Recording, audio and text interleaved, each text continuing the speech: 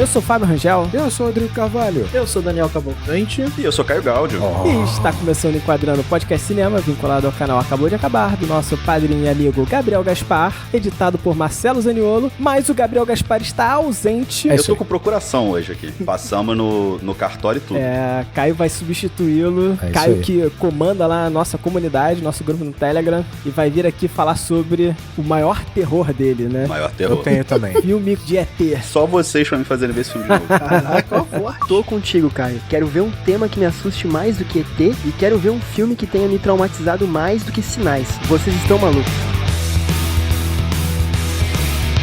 Pela primeira vez na história do Enquadrando, chegou um dos meus diretores queridinhos, Shyamalan. Pela primeira vez na história do Enquadrando, um filme que não é bem justificado estar na nossa gravação. Já tem um monte de filme não justificado, você não vem falar isso aqui não. Tem. Mas como esse não tem. Como esse talvez não tenha. Quando o Rodrigo que escolhe é complicado. Porque tinham talvez outras 3 opções melhores do mesmo diretor pra gente falar aqui. Mas... No mesmo período, no mesmo tempo. No mesmo período, poucos anos de diferença. Olha, muitas pessoas consideram Sinais o melhor filme do Shyamalan. Quem são essas pessoas? Muitas pessoas quem? A torcida do Botafogo. Não, Cite 3. Cite 3. Muitos críticos consideram. Vamos lá, olha só. Ele pode não ser o filme mais redondo dele, mas aqui, sei lá, esse filme tem uma magia. É passional só, cara. Eu vou falar um pouco sobre isso. Caio, um ano atrás de Sinais foi lançado O Corpo Fechado. Só um aninho antes. Só isso. 12 meses. Então, eu tava comentando isso no grupo. De 1999 até 2004, não deu outro, cara. Ele é um monstro, o maior. Ele é o maior dessa época. Talvez sim.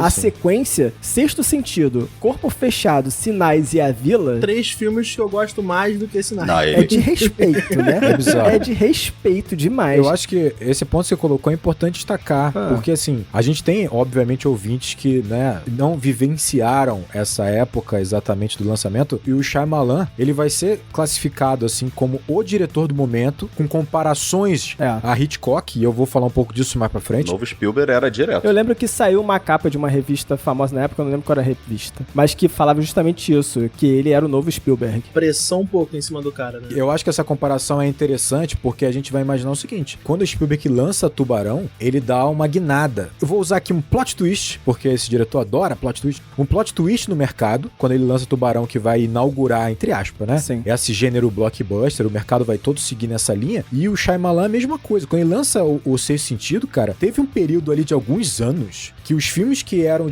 destinados a um público maior, ele tinha que ter um final extremamente impactante, com uma enorme reviravolta, mudou completamente. O clímax do final era gigantesco, assim, era quase obrigatório, mandatório. Ele mudou o cinema, né? Isso, assim, ao mesmo tempo foi uma benção pra ele na época, acabou também, né? Isso dá o episódio inteiro, mas acabou sendo uma maldição que perseguiu ele, né? Exatamente. Acho que muita gente que vê filme do Shyamalan hoje, Shyamalan, olha aí, já falei errado, ainda aguarda esse resquício lá. Eu lembro, Sexto Sentido, minha mãe ainda era dona da locadora na época do Sexto Sentido, e a grande parada era isso, era o final do filme, Exatamente. Cabeças explodindo e tal, e isso criou uma assinatura pra ele instantânea, cara, realmente. Não, isso aí determinou o mercado, que é o mais assustador. Isso, também. Determinou o mercado, Então, quando tu vê o filme do Shyamalan, você espera essa reviravolta final. Foi o que o Kai falou. Assim, você meio que você já tá blindado pra usar o corpo fechado aí, seu corpo já está fechado pra esse tipo de pegadinha, esse tipo de artifício. Pegadinha, Fábio, pegadinha. É complicado. Eu sou um tiozão do Zap, né, Rodrigo? Então... E eu lembro que A Vila é um filme que ficou muito marcado por causa disso, porque o marketing da Vila era só isso. Era só isso. Era só isso, exatamente. Era uma propaganda, tipo, propaganda institucional, falando que, não conte o final desse filme pra ninguém. E era isso o marketing do Porque filme. também aconteceu um absurdo na época de Sexto Sentido, em que as pessoas passavam nas filas do cinema contando o final, que sem dúvida nenhuma é talvez uma das maiores reviravoltas do cinema, talvez a maior. E eu fiquei sabendo do final por conta disso antes de assistir o filme. Na fila do cinema me contaram, passaram gritando, né? E a gente não vai dizer aqui, porque tem gente que nunca viu. Não. Acreditem. Exatamente. Então, assista Sexto Sentido também, mas assista Sinais, se você não viu, porque... Pode assistir A Vila O também. corpo fechado também. Não, assista todos dele. Eu acho que vale a pena. Todos não, Calma, todos não. calma. Todos não. Não, eu acho que, olha só, nessa questão, assim, eu acho que é o seguinte... Vai até Dama da Água. Eu acho que é um bom conselho, Dama da Água, por exemplo, é muito questionado, Sim, na verdade. É muito questionado. É muito questionado. Enquanto você tem depois, você tem Fragmentado, e você tem um que vai sair esse ano, que é Fragmentado é legal. Batem a Porta, né? Eu acho que é isso. Que vai sair agora em 2023, que, porra, promete também. Então, assim, vamos ver, né? O trailer é incrível. Mas o tempo é um momento à parte. É uma pérola. Ele tem umas aberrações. Eu acho que é o seguinte, você vai ter vários diretores que eles vão ter as suas questões, vão fazer os filmes que vão ser questionados, sabe? Você vai ter, você pode pegar, às vezes, um cara gigante, o Lynch. De repente, o Lynch tem ali na fila dele filme questionável. Você vai olhar ali e você fala, pô, esse aqui, porra, não curto, sabe? Mas o importante pra mim é que o Shyamalan, ele tem essa assinatura dele, ele tem muita personalidade. Ele é audaz. Personalidade pra caramba. Isso tem que tirar o chapéu pra ele. Não dá, ele é um cara que realmente segue as ideias, os princípios dele, né? Ele pega uma ideia, um conceito e vai atrás dela, né? Ele é experimental ao mesmo tempo que ele se arrisca de verdade. Assim, ele tem uma coisa muito poderosa, não adianta. Ele tem um mise-en-scène muito poderoso, sabe? Ele sabe fazer um mise-en-scène poderoso. Sim. Ele é um excelente diretor, isso aí ninguém tira dele. E ele vai nisso, ele vai se garantir nisso, só que às vezes realmente pode ter questões de roteiro que as pessoas questionam, pô, mas ele vai, cara, ele se garante com a câmera. E pra indústria ele é muito eficiente, porque ele é um diretor, entre aspas, barato. Ele é um diretor barato. Não sei, acho que não. Ele é um cara que pra produzir filme ele produz barato. Ele experimenta pouco, ele faz todo o storyboard antes, isso tira custo da produção pra caramba. Não, ele é um diretor absolutamente econômico. Sim. Mas ele não vem dando tanto lucro assim, não. Falar que ele é bom pra indústria é complicado porque... Não, mas eu não falei que ele era lucrativo, eu falei que ele era barato. Porra, então a indústria adora isso, né? Pô, vou contratar um diretor aqui que... é um cara barato. Vamos contratar esse cara aqui que ele é barato e dá prejuízo, mas dá um pouco prejuízo. Eu acho que ele faz uma parada que eu acho realmente louvável, que é pegar gêneros clássicos e dar a visão. Tô dando aqui a visão do Shyamalan. Sim. Cara, você vê, ele é tão visionário nesse sentido que ele fez um filme desconstruindo o filme de herói antes do filme de herói ser uma parada, né? Isso. Que é o Corpo Fechado. Isso é verdade. E ele faz isso com vários filmes, né? A gente vai falar de Sinais, é um filme de invasão alienígena. O Tempo, eu assisti há pouco tempo, né? Eu fiquei parando pra pensar o que ele tava querendo quebrar. Ele quebra um conceito clássico de filme de viagem no tempo. Sim. De uma forma dele lá. Tem erros e tal, mas é muito interessante. Eu vou falar, Caio. Existe uma certa metalinguagem aí, até com sinais, sabia? Quando a gente entrar no filme, eu vou falar um pouco sobre perspectiva. E o que ele vai fazer também? Ele vai brincar, né, sempre no cinema, com a ideia de que, e se eu tivesse esse filme aqui, mas na perspectiva de uma pessoa, por exemplo, Sinais pode ser um Independence Day, só que na perspectiva de uma família que tá ali morando no meio de uma fazenda em Filadélfia, na Filadélfia, E sabe? é interessante como ele usa isso muito de pano de fundo pra, na verdade, a história que ele quer contar, né? Isso eu acho muito interessante Corpo também. Fechado é aquilo, né? O herói na perspectiva de uma pessoa comum. Ele se torna um herói, mas ele é uma pessoa comum e ele fica tendo que lidar com isso. O Fragmentado continua uma história de herói, mas na verdade é um filme sobre serial killer. Sobre serial killer, exatamente. Então você vai ter uma ideia meio de Seven, meio de assim, sabe? Cara, mas eu acho interessante assim, porque no fundo é uma escolha dele. Eu fiz uma comparação aqui que eu vou repetir ela ao longo do programa, que é com Hitchcock, né? Chegaram a mencionar isso, que ele seria o novo mestre do suspense, né? Até porque ele faz filmes muito de suspense no geral, né? Eu acho que a relação se cria não só por conta do gênero, mas porque ele vai seguir essa escola do Hitchcock. Isso é muito importante, né? Que eu gosto de falar que é o mínimo, você usa o mínimo pra você encontrar o máximo. É você, com uma solução, você resolve vários problemas, né? É você ser minimalista no que você tá fazendo. E ele tem muito talento para isso, o Shyamalan. Mantendo a comparação, e aqui é uma opinião, sabe, vomitada aqui, não fiz nenhum tipo de estudo pra isso, provavelmente eu tô errado, né? Gostei. Quase porra nenhuma. Provavelmente. Aqui a gente se arrisca, igual ele. Aqui a gente se arrisca a falar merda, é só, se achou que é merda, é só você colocar seu ponto aí, não tem problema. A gente mesmo fala, pode ficar tranquilo. Exatamente. Eu acho assim, pensando um pouco aqui, por que a carreira do Shyamalan vai ter essa característica, né? Basicamente, entre aspas, é uma carreira que tá uma certa decadência, vamos dizer assim, né? Ele altos começa... e baixos. Vamos colocar altos e baixos. Tudo bem. Ele tem lá os seus momentos de subida ali, mas de qualquer forma... Fragmentado, sim, tudo bem. É que assim, quando você pega a filmografia do Hitchcock, você vai perceber que muitas vezes ele faz um filme em que o argumento e a história é absolutamente simples, em que o objetivo dele ali é explorar o cinema, é explorar novas ferramentas, novas linguagens, outras formas do Hitchcock fazer o próprio cinema dele. Então, dá a impressão de que o Hitchcock é apaixonado pelo cinema em si, como arte em si, sabe? E isso deixa com que ele possa extrapolar, ir pra outros caminhos. Quando você pensa no Shyamalan, talvez ele pudesse seguir um caminho parecido. Claro, ele não é o Hitchcock, pelo amor de Deus, mas eu acho que ele talvez seja muito obcecado pela ideia que vem antes dele começar a fazer o filme, sabe? Parece que ele se agarra à ideia de tal maneira exatamente, que isso limita ele, enrijece ele, e ainda que ele seja genial como diretor, e ele e ele é um ótimo roteirista também, isso é inegável, ele acaba se limitando um pouco a essa ideia mirabolante que ele não larga, e é com uma ideia impactante, poderosa, e eu acho que vai trazer alguns problemas, por exemplo, para Sinais. Vamos discutir. Então eu acho que isso afeta a carreira dele ao longo do processo. Mas eu concordo com um pouco dessa visão, Rodrigo, que você tá atribuindo ao Shyamalan, principalmente porque, de fato, ele vai se apegar tanto em outros filmes, assim, sabe, como Dama da Água, sabe? O próprio Vidro. É um filme que eu acho que ele tinha tudo pra ser incrível, sabe? Mas ele se apega tanto a algo que ele é obrigado a solucionar de uma forma que é ruim, sabe? Exatamente. Cara, Fim dos Tempos, você tem vários exemplos. Vendo o tempo, isso fica, pra mim, ficou muito claro, assim, ele tem umas ideias muito boas, assim, do conceito dele, do que é um filme de viagem no tempo, né, que na verdade é um filme que quer falar sobre vida, sobre família, enfim, e tem cenas lindíssimas, muito bem feitas, muito bem trabalhadas, assim, tem diversas cenas, assim, no filme, não são poucas, que prova que ele é um excelente diretor, mas o todo, o que amarra o todo é que é um grande problema pra mim, às vezes, nos filmes dele. Vocês dois tocaram no ponto. Eu acho que ele tem grandes ideias, mas como ele é um diretor em produção, ele acaba não tendo tempo de deixar a ideia maturar, cara. Será que isso não tem a ver com o volume de coisas que ele tá produzindo? Talvez seja. Quando você pega os grandes filmes dele, como Sexto Sentido, Corpo Fechado, você percebe, talvez fragmentado, você percebe que a ideia tá mais maturada, sabe? Porque são ideias, às vezes, mirabolantes, incríveis, mas que, cara, vai precisar, então, de um baita tempo pra você maturar essa ideia, sabe? Pra você construir um roteiro que seja sólido. Eu acho que o grande problema é tu pegar uma ideia tão foda assim e dar solidez pra ela. Sim, sim. Eu acho que também isso que o Daniel falou é verdade, né? Ele é um diretor muito deficiente, né? Então ele tem todas as cenas programadas e tudo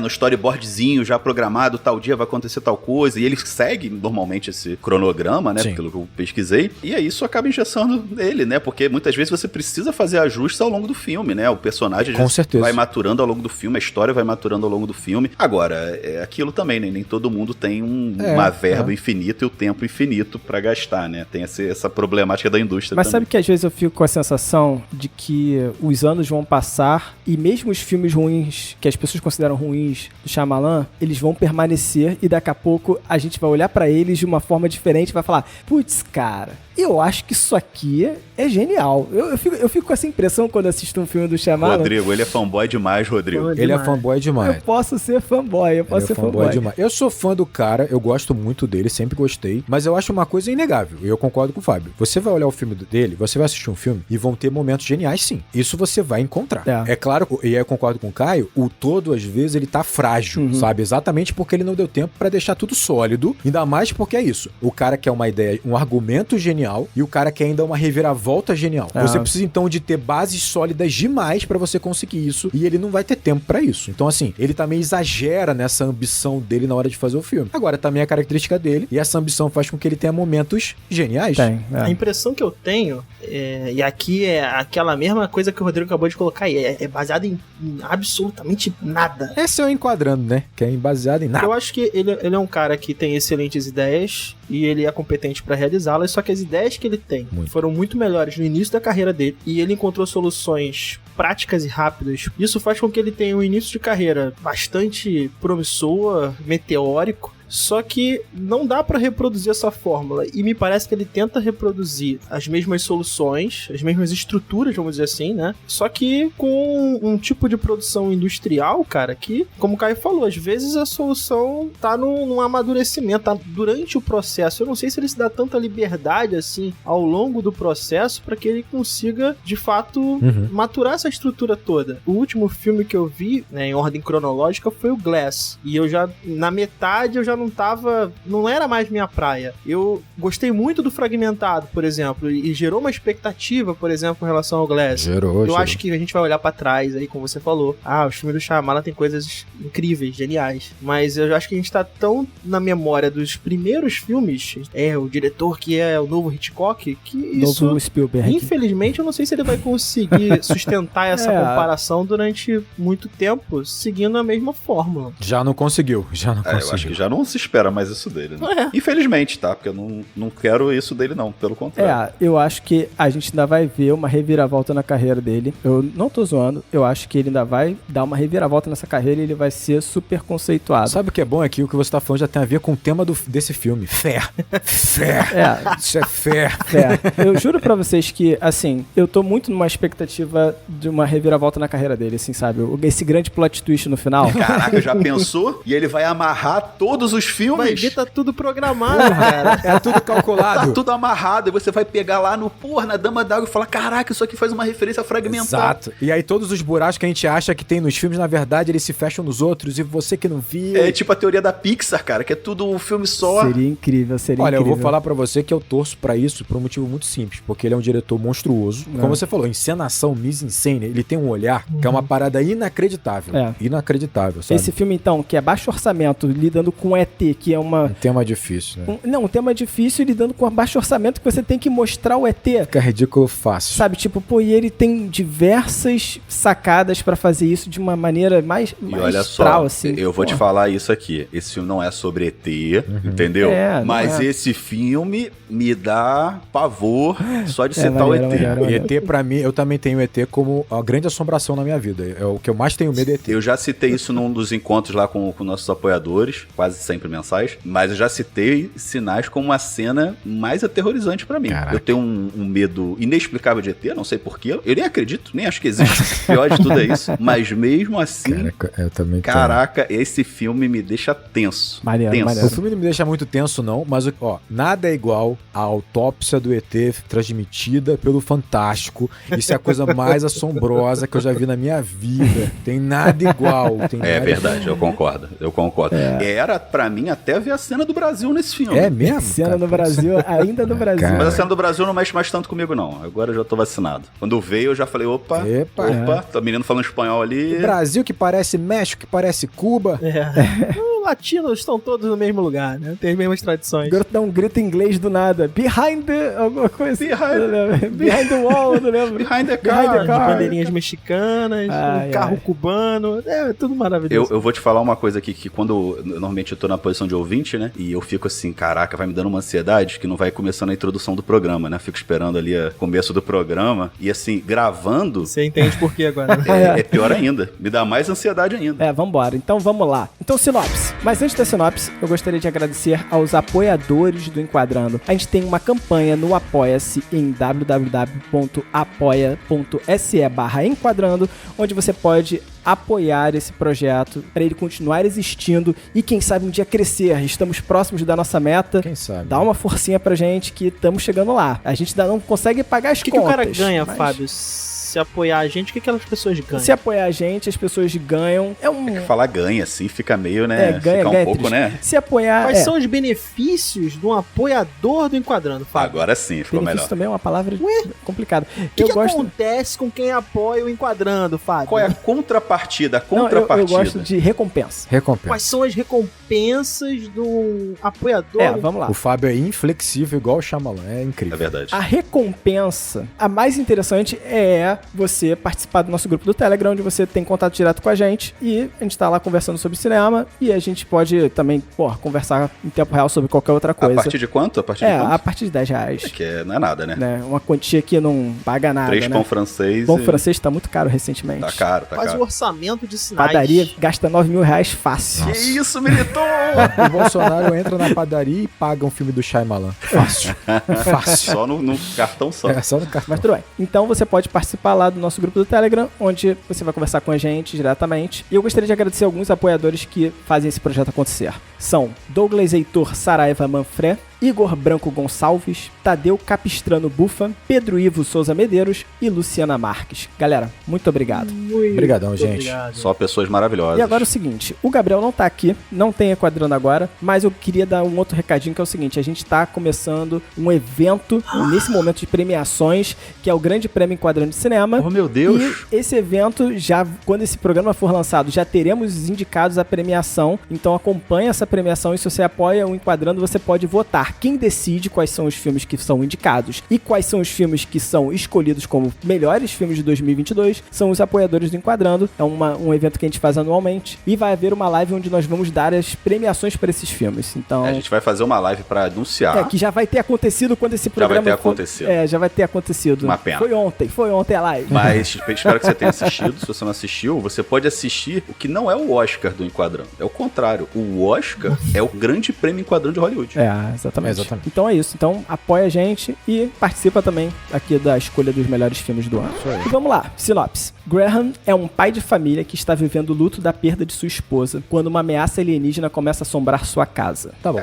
Eu achei... Faltou um plot twist, né? 6. Eu achei... Ele escreveu agora, vou dar meio ponto aí, 6,5. Escrevi agora, mas... Porque você já falou da esposa, a gente não sabe disso no início. Aí que tá, entendeu? Você deveria saber isso logo no início. Deveria? A primeira cena já mostra, eu sei. Sem precisar dizer nada, ele consegue. Tá bom, a gente deixa passar. Então, acho que a primeira coisa que a gente pode falar, já linkando com o Daniel, que não percebeu de cara que a esposa do Graham tinha morrido. Não prestou atenção no filme. Quem disse que eu não percebi? Você que falou. Eu não disse isso. É que essa introdução do filme é genial. É genial. Já começa por aí. Não tem como. É absurdo. E aí vale reforçar o que eu tinha dito, né? Porque uma das grandes características do Hitchcock era que a introdução praticamente desenvolvia por completo tudo que você precisa saber pra você entrar naquela história. E um exemplo clássico é a Janela Indiscreta, né? Que o caminho que a câmera faz ao longo do apartamento protagonista, você entende tudo que tá acontecendo com ele, tudo que aconteceu. E nós temos aqui em Sinais também uma introdução genial que resume tudo muito rápido. É surreal. Né? O que ele faz é muito bom, né, cara? Muito bom. Isso aí realmente... Eu gosto do detalhe da sombra da cruz na parede. Tem muita coisa, né? Já fazendo aqui com a procuração que eu tenho aqui do Gabriel, é isso aí. Que é o primeiro take do filme, é uma cena do lado de fora do milharal, e ele usa, o que eu achei muito maneiro, ele usa a própria deformidade do vidro pra mostrar que tem alguma coisa ali que não tá certa, né? Alguma coisa, conforme ele vai subindo com a câmera, vai tendo uma ondulação, assim como se fosse uma ondulação daquela de calor e tal, então já mostra que tem alguma coisa ali estranha, né? Mas não sei se você sabe, cara, o Shyamalan tem como uma das assinaturas dele filmar atrás de vidros. Tô sabendo. Ele adora fazer isso. Coisas transparentes, ele filma através delas, né? Ele adora brincar com isso. Espelho também, né? Assim, eu acho que a gente já começa aqui a fazer esse trabalho de por que o Shyamalan vai ser tão elogiado. A câmera tá enquadrando basicamente ali o parque, né? Aquele parquinho que tem na casa e o milharal. É interessante porque tá ensolarado, então esse parquinho ele dá uma sensação de família, uma sensação... Crianças que brincam ali,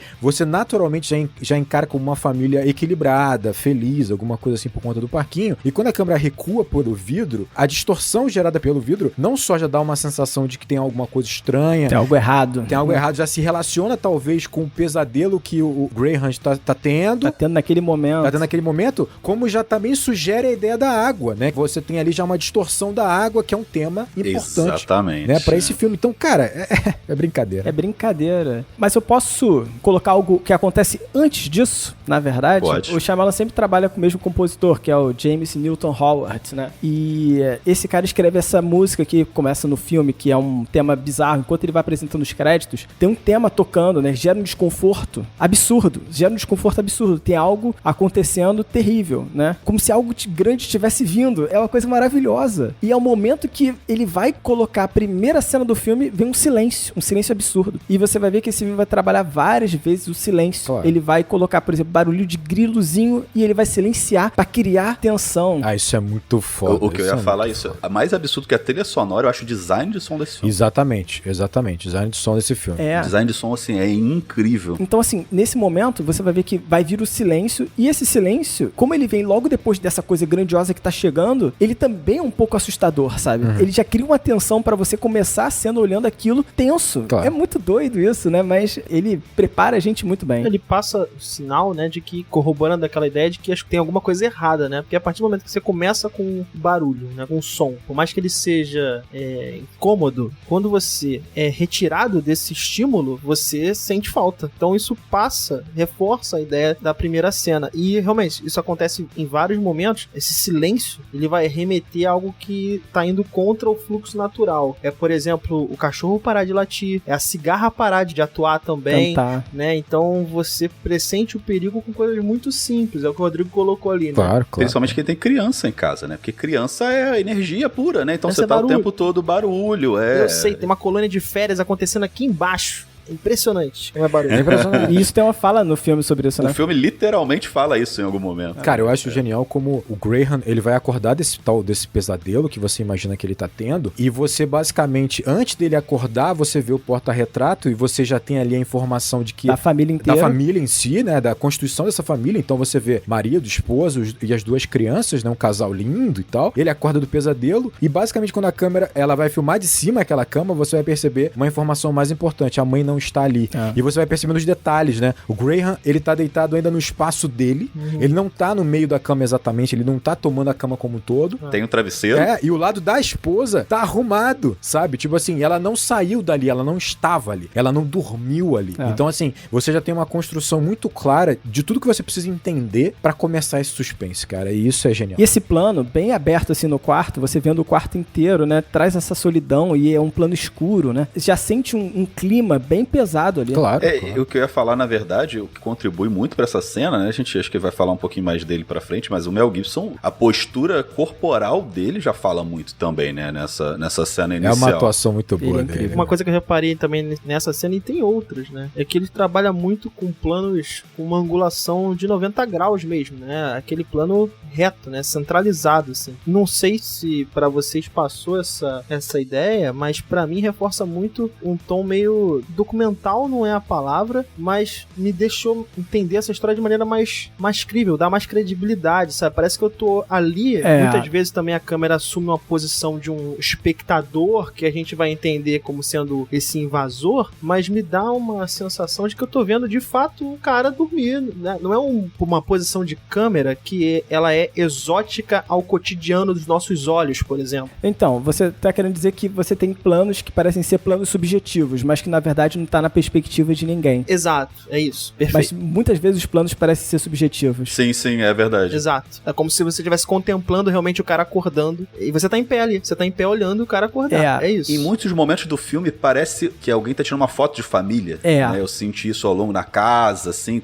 eu sinto um pouco disso. Você vai se tornando integrante daquele lugar ali de uma forma bastante natural, ainda que ele vai entregar um outro plano mais exótico, né? Eu lembro que o que me incomodou nesse início de filme, desde a primeira vez que eu vi, é que o Graham, e aí tem tudo que nós estamos falando aqui, você já tem uma tensão sendo construída pela trilha, pela construção dessas cenas, é que o Graham, ele já vai acordar preocupado. Ele já vai correr atrás das crianças, procurando eles desesperadamente, e você pensa por um momento, fala, cara, mas isso não é um dia comum? É um dia ordinário, natural, e ele já tá preocupado, correndo, como se ele tivesse em alerta o tempo inteiro. Tanto é que ele não acordou naturalmente, ele acordou em alerta, né? Ele tá sempre em alerta, ele tá sempre preocupado, né? E tem um negócio legal no design de som, que no comecinho você ouve bem baixinho o grito, que é o que faz ele despertar, só que ele não tá entendendo ainda o que tá acontecendo. E na hora que ele desperta, de fato, é que ele ouve o grito, né? E aí se destaca lá o crucifixo que não está mais na parede, só tem a marca, que é bastante marcante, né? Bastante muito foda, né? Muito foda. Você entende que é um homem que perdeu a fé. Não, né? E é maneiro que ele não dá close ali nem nada, ele tá ali na parede, sabe? Não precisa. Tá jogado ali, né? É só uma sombra, né? Mas ela fica muito marcada na cena. E não precisa dar um close. É muito elegante,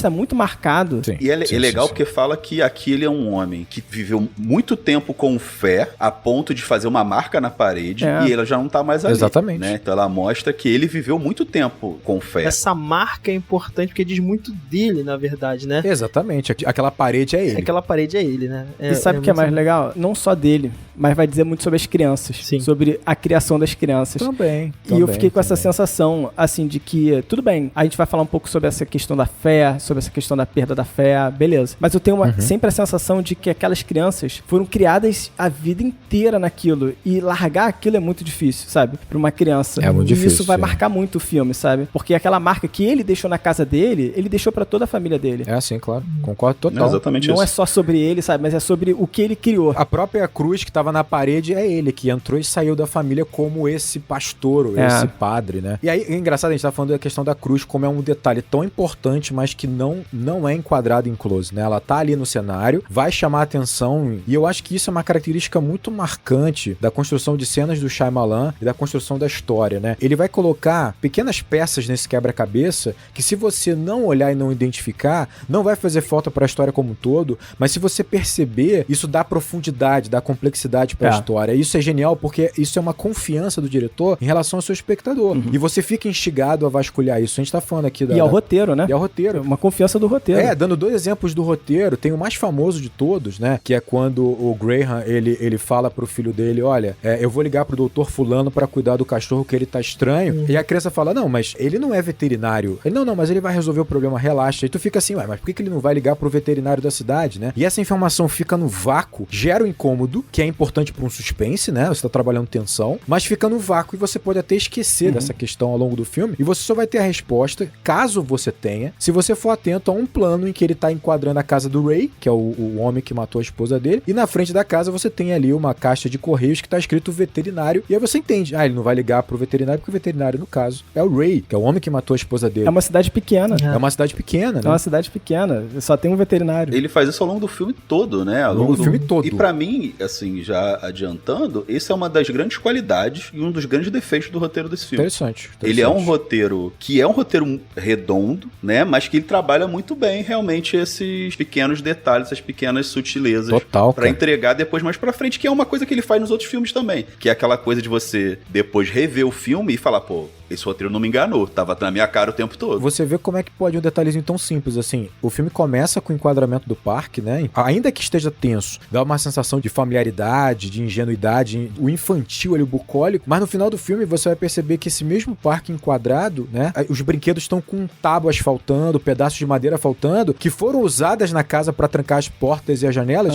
Isso é um detalhe bobo, mas é um detalhe que dá realidade, dá verossimilhança ao filme, mas também dá uma sensação de que aquele cenário tem suas marcas agora, tem suas cicatrizes do trauma que foi enfrentado, né? O desafio que foi enfrentado. Então são pequenos detalhes que teoricamente não fazem tanta diferença, mas quando você vê, ganha importância, ganha profundidade. Né? E fazer isso não é fácil. Não. Né? Isso que ele faz é um trabalho meticuloso. Sim. Ele é um cara que tem um controle muito bom da produção dele. Também acho.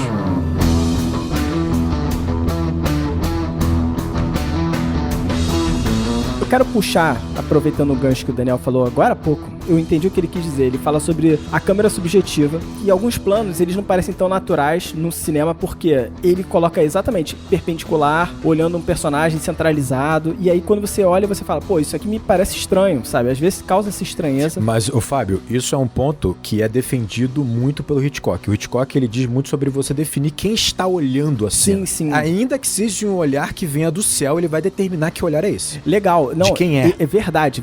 E tem muitas vezes que ele vai fazer isso. Por exemplo, tem uma cena que eu acho linda, do Mel Gibson discutindo com os três, e aí tem a votação. Antes de ter a votação, ele tá sentado na escada. E a escada tá cortando, separando os dois. A escada isolando os três, assim, ó. Isolando os três, né? Os dois grupos, né? E aí, a partir do momento em que eles concordam e eles todos sentam no sofá, aí enquadra novamente atrás ali, né? Então você vai ver, pô, como se tivesse alguém ali naquele momento olhando ali de trás daquela escada, aquela família toda enquadradinha ali. Mas, por exemplo, tem a cena que, por exemplo, não me passa muito naturalidade, e aí eu quero conectar com o que o Daniel falou, a cena na farmácia, quando a menina tá confessando pra ele. E aí você tá vendo o Mel Gibson reagindo a ela, mas você tá vendo ele num plano da cintura pra cima, centralizado na tela, perpendicular. Me parece um pouco estranho, sabe? É uma coisa que eu não espero. Ainda que passe pela subjetiva dela. É, né? A subjetiva dela, perfeito. Mas tem vários momentos que tem uma subjetiva que você fala, quem é que tá nessa subjetiva? E aí eu conecto muito com uma ideia que esse filme tá brincando, na verdade, com uma ideia de perspectiva. perspectiva, com uma ideia de olhar, com uma ideia de você tá olhando de uma certa perspectiva. Um certo ângulo. Né? De um certo ângulo, sabe? E ele deixa isso vazar bastante na direção, na forma que ele brinca com a câmera. E aí eu quero conectar, por exemplo, isso com a ideia dos padrões criados nas plantações, que tem um nome, agroglifos. Agroglifos, né? Quando você olha na perspectiva de alguém que tá andando naquela plantação, você não veria aquele padrão. Não. Você veria um descampado no meio, sabe? O milho todo amassado. E você não teria noção do que aquilo representa, qual o desenho. Sim. Porque pra você ter essa visão, e aí o filme vai logo te mostrar uma plantação de cima, sabe? Uma perspectiva, uma subjetiva que ninguém tem ali. Conectando isso com um conceito que esse filme vai trabalhar de fé, de Deus, você poderia pensar também que quando você não tem noção de tudo, você não tem o whole picture, você não tem o quadro completo das coisas, você não consegue entender o significado de uma coisa que está acontecendo aqui, na sua perspectiva, pertinho de você. Você não entende os sinais, né? Você não entende os sinais. Cara, olha quanta complexidade numa ideia que o Daniel trouxe, assim, de câmera subjetiva, sabe? O Deus escreve certo com as linhas tortas, né? E ele brinca muito com isso, né? Nessa parte mesmo do glifo, olha pro menino, o menino pega o rosto dele e mostra, falando, você não tá vendo isso aqui? Você não tá conseguindo ver, tá na sua frente. Exatamente. Né? Muito legal. A primeira frase do garoto foi Deus que fez. E eu acho isso muito maneiro, porque ele só tem esse ensinamento, sabe? É aquela marca da cruz na parede. Essa é a referência dele, é a guia dele, o guia dele. E sabe uma coisa que eu acho muito legal nesse filme, que é construído em cima de perspectiva? E aí, eu vim pra esse podcast, agora eu vou falar uma coisa pra vocês. Ih, maluco. Caraca. Eu vim pra cá hoje pra dar uma pirada. Com a camisa do Shyamalan aí. Eu vim pra cá hoje pra dar uma pirada. Tipo, eu acho que esse filme é o filme que eu tenho que dar uma pirada, eu tenho que olhar e fazer um over-interpretation, eu tenho que buscar sinais aqui dentro, e de fato, Se eu soubesse, tinha trazido uma taça de vinho maior. Você pode fazer o quanto você quiser, desde que a gravação fique com 2 horas. Não sei. Eu tenho muitas páginas aqui de texto. Eu queria falar o seguinte, né? Primeiramente, contar uma historinha. Esse filme, ele é um filme importante pro Enquadrando. Sim. Porque em 2010, eu e o Rodrigo, a gente tava num telefonema, né? Que a gente ficou conversando horas sobre cinema, e a gente tava falando muito tempo desse telefonema sobre sinais. Foi. E discutimos bastante, conversamos muito sobre o filme, chegamos a conclusões mirabolantes. As conclusões eram óbvias. Mas aqui eu vou trazer não óbvias. Mas ele tá prometendo pra caramba, hein? O cara tá... Eu acho que tá num caminho perigoso, cara. A gente vai mandar até pro homem pra ele ver, se ele concorda. Mas aí, quando a gente tá conversando no telefone, a gente questionou, por que nós nunca pensamos em gravar? Sim. A gente tinha que gravar a nossa conversa falando sobre cinema. E isso foi o estopim. O fiozinho que gerou Enquadrando. Mas calma aí, isso foi telefone fixo que ano? 2010. 2010, eu tinha visto Sinais recentemente, eu já era, sei lá, segunda, terceira vez que eu vi o filme. O Rodrigo também gostava muito desse filme e a gente ficou discutindo pra caramba. E hoje a gente tem um podcast sobre cinema. É isso sabe? aí. Isso aí. E Sinais tá nessa história. Então, olha o sinal. Olha lá. É que a gente não tem a visão inteira ainda. Então eu tive que vir pra esse programa de hoje pensando, cara, eu quero causar aqui. Viajar. Né? Vai fazer acontecer. Eu não fui preparado pra isso não, me falaram que era assim não aqui, hein? Não, foi mal. Eu queria trazer mais uma coisa. Falando sobre perspectiva, a gente tem toda a ideia de que os aliens vieram dominar a Terra ou colher a gente pra se alimentar, né? Porque é uma perspectiva humana. Nossa. Não existe nada no filme que fale que os aliens vieram matar a gente ou dominar. Eles não fizeram nada. Não tem uma ação hostil antes do Mel Gibson cortar 3 dedos de um alien. Tem sim. O filme fala que eles pegaram pessoas, no rádio fica falando isso. Mas esse é o ponto. O rádio pode falar o que for. Às vezes foi um conflito em que eles se defenderam. Aí, né? Pode ser. O cachorro ficar agressivo também pode ser interpretado como uma hostilidade. Ele tá se sentindo ameaçado. O cachorro pode ser agressivo por uma questão hostil. Ele pode se sentir ameaçado, mas quem matou o primeiro cachorro foi o garotinho com um garfo de churrasco. É bem bizarro. Então você pensa o seguinte, será que os aliens de fato são o hostil desse encontro? Cara. Você então foi fisgado, porque na época eu lembro que tinha uma teoria forte, que na verdade o alien queria salvar o menino. E aquilo ali era a cura da asma dele. A cura da asma. Não tô dizendo isso. Eu lembro dessa teoria. Pode crer, isso teve mesmo. Tinha essa teoria. Não, eu tô brincando, eu tinha mesmo essa teoria. Sério. Eu acho que não. Eu acho que aquilo é uma defesa do alien mesmo. Ele tá puto, ele tá se vingando.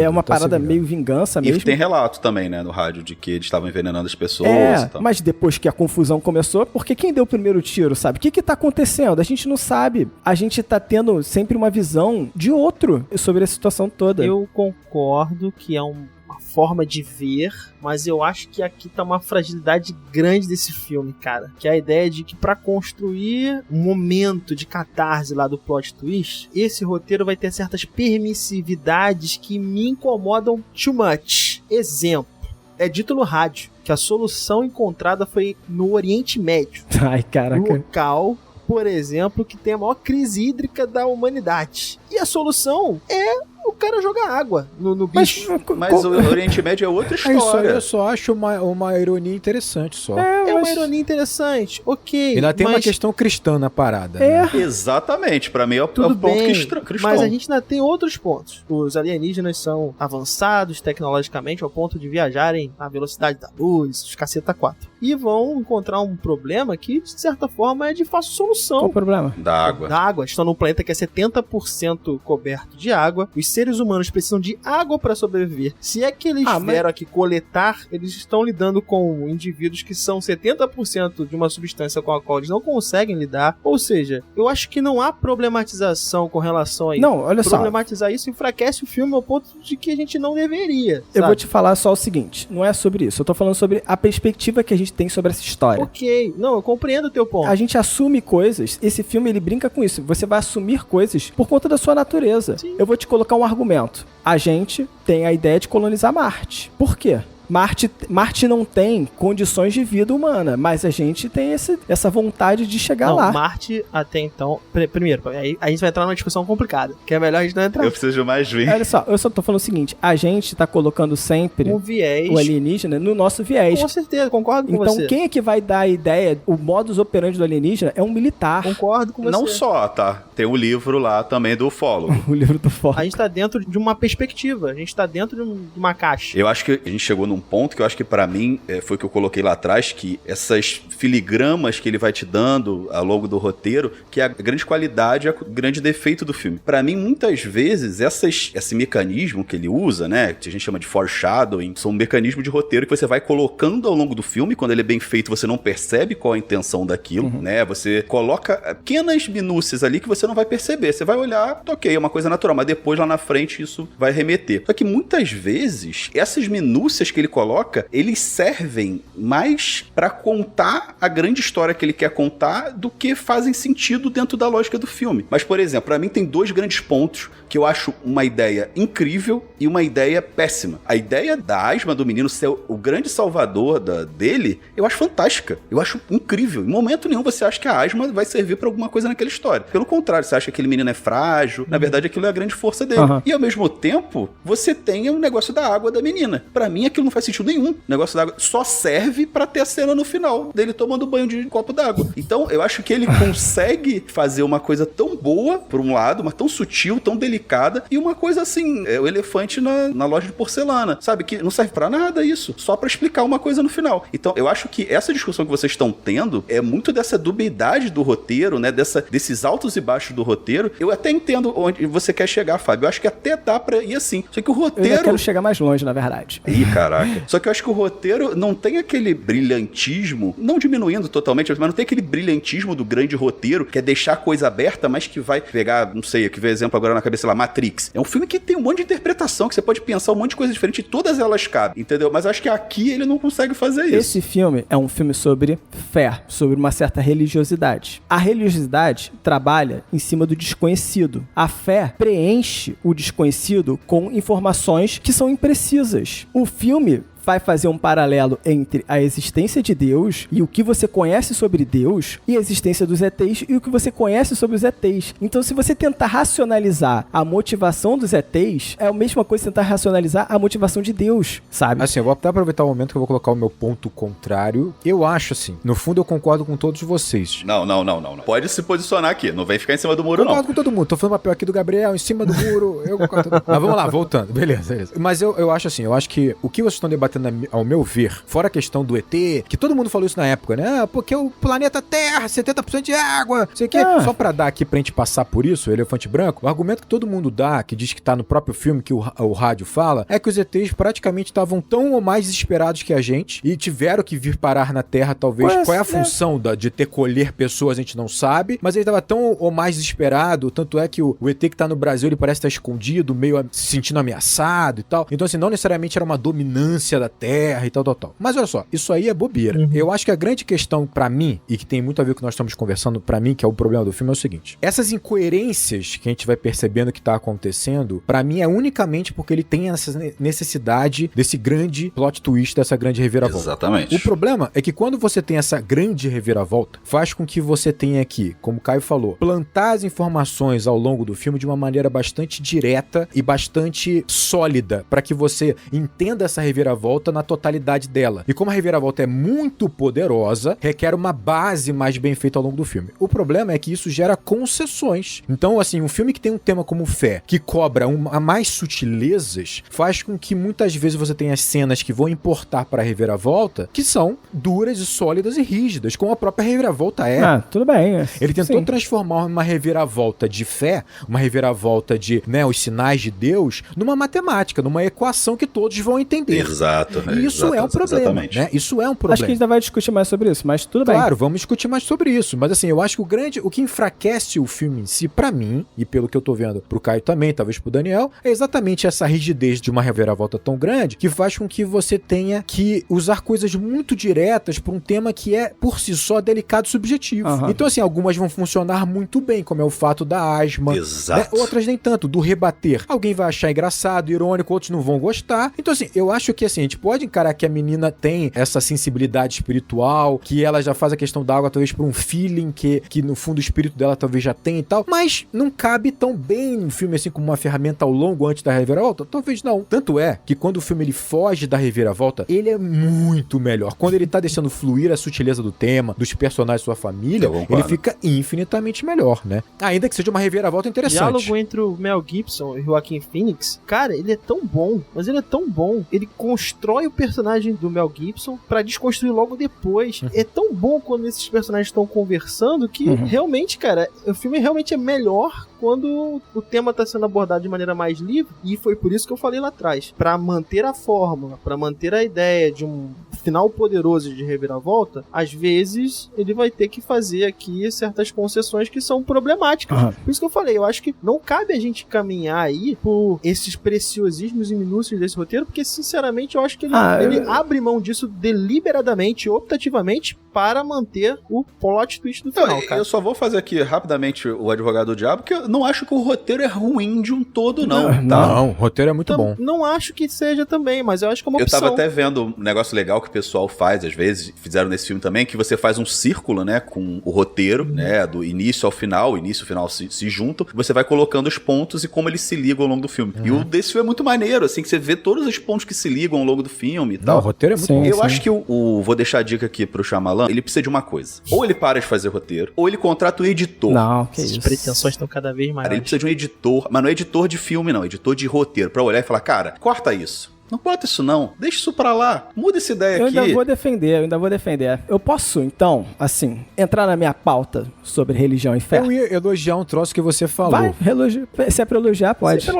O Fábio falou do ponto pra mim que torna esse filme muito maior, que é o fato de você ver esse filme numa perspectiva de uma família. Pra mim é o grande ponto. Eu acho que isso é sensacional. Sim. É o que faz o filme ser tão poderoso, porque você não só, obviamente, se identifica muito mais fácil, se conecta, mas dá uma sensação de como seria de fato uma invasão. Sim. E ele usa isso de uma forma tão genial. Eu só não vou puxar aqui a cena do Brasil ainda, porque a gente vai falar sobre ela depois. Tá. Mas é tão genial essa escolha. Cena do Brasil é foda. Cara, que é sensacional. Estar no ponto de vista daquela família é o que faz o filme ser tão bom. Eu tenho uma pauta grande. Enorme, gente, enorme. Que eu chamei sobre Bíblia, religião, fé e aliens. Gostei. O nome desse pedaço da minha pauta era isso. Já tá emocionado, nem começou, ele já tá emocionado. Mas antes eu queria só, ainda falando sobre essa perspectiva, no fundo eu entendo o que o Caio e o Daniel, assim, colocaram, e até o que o Rodrigo colocou de uma forma um pouco mais direta, né? Mas eu entendo essa noção de que, cara, ele tem umas grosserias. A garota colocar o copo em cima de tudo, parece uma grosseria trabalhada o filme todo, e você fala, porra, no final você descobre por quê, e você fala, era só por causa disso? Você tá me zoando. Mas ele trabalha vários pontinhos antes sobre a garota tem uma premonição. A garota vê o irmão morrendo antes, então ela sabe que o irmão dela vai sufocar.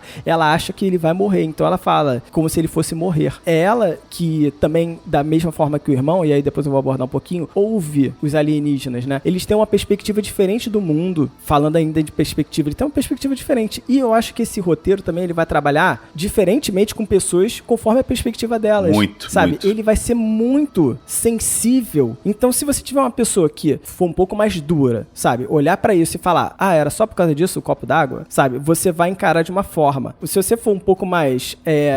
maleável, sabe? Como eu sou, sabe? Ser sensível a palavra, né? A esse sensível, tema, não sei. Nem que eu seja sensível a esse tema, mas é que eu gosto dele. Eu gosto da ficção científica e da religião misturada. Então, quando eu olho isso, eu falo, opa, calma aí. A garota colocar o copo d'água é a visão que ela tem. Não é porque a água tá estragada, ela começa a dar várias desculpas pra ela não beber a água, porque aquela é a defesa dela. É aquilo que ela viu em algum momento. Eu encarei dessa forma também. Pode ter sido assim, um sonho dela, uma visualização, porque ela era muito sensível espiritualmente, teoricamente. Ela é muito sensível. Uma intuição, você pode ler dessa forma, uma intuição, Sim. O problema é só que ninguém recolhe pra mim os copos d'água, que vão ficando lá. Aquele cara teria recolhido tudo. Não, e existe uma metáfora da água também, né? A água tem toda é na casa de um pastor, a água benta. E eu imagino que ele recolha, mas conforme a ameaça vai aumentando, ela vai aumentando a quantidade de copo d'água espalhado, e você vai percebendo isso ao longo do filme. A ameaça ela começa a botar um copinho d'água ou outro. Ela sempre foi assim, mas ela começa a botar um pouquinho mais. A cena final tem copo d'água espalhado na casa toda. Piadinha infame aqui, só pra não aproveitar o copo d'água, a casa desse pastor é exatamente igual a minha casa. Aqui nós temos duas pessoas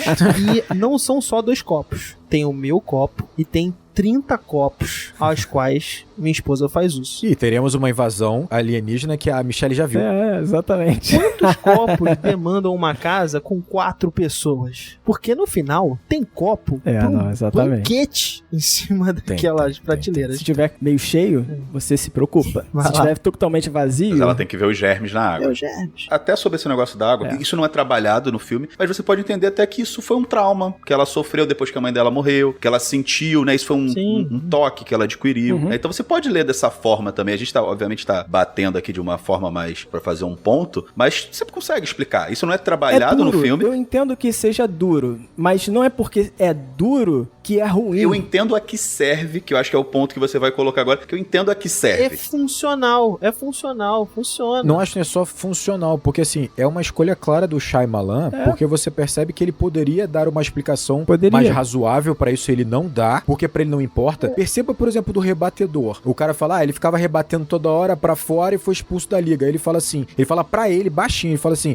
porque eu sentia que eu tinha que rebater. O certo é rebater. Como se fosse uma falta de oportunidade de não rebater. Ele só fala isso. É muito rápido e o Shyamalan podia ter destacado isso com uma explicação, mas ele não faz porque ele não quer. Ele não precisa. E talvez ele não queira mesmo. Talvez não seja um erro. Talvez ele queira marcar isso. Talvez ele não queira mesmo. As coisas são assim. Então, vou entrar aqui na minha pauta sobre o que eu chamei de Bíblia, religião, fé e aliens, né? Eu pensei que já tinha entrado. Eu estava permeando ela, mas não queria entrar ainda a fundo. Tá fazendo um carinho. Mas eu fico sempre com a sensação seguinte, esse filme não é sobre invasão alienígena, como o Caio já comentou, esse filme é sobre o arco de recuperação da fé do Mel Gibson. Processo de luto daquela família. Exatamente, eu acho que é mais isso. O processo de luto daquela família e esse recuperação da fé, sim. É até por isso que eu coloquei o luto lá no início, lá no sinopse, mas é muito focado o luto relacionado ao Graham, né, recuperar a fé dele. E aí eu fiquei pensando, cara, isso aí poderia ter em qualquer contexto. Por que uma invasão alienígena? Por que uma ficção científica sobre isso? Você poderia trabalhar isso em qualquer dilema que a gente trabalhasse em sociedade, mas ele vai trabalhar numa ficção científica sobre alienígenas. E aí eu fiquei tentando responder isso. Por que a escolha de uma ficção científica com alienígenas? E fiquei, cara, primeiramente, quando a gente pensa em Bíblia, em criacionismo, em catolicismo, tem uma vertente muito forte, criacionista, que fala sobre Adão e Eva no paraíso. Essa vertente estabelece 2 coisas. Deus criou todas as coisas e Deus criou o homem à sua semelhança. O homem é o centro do universo. Quando tem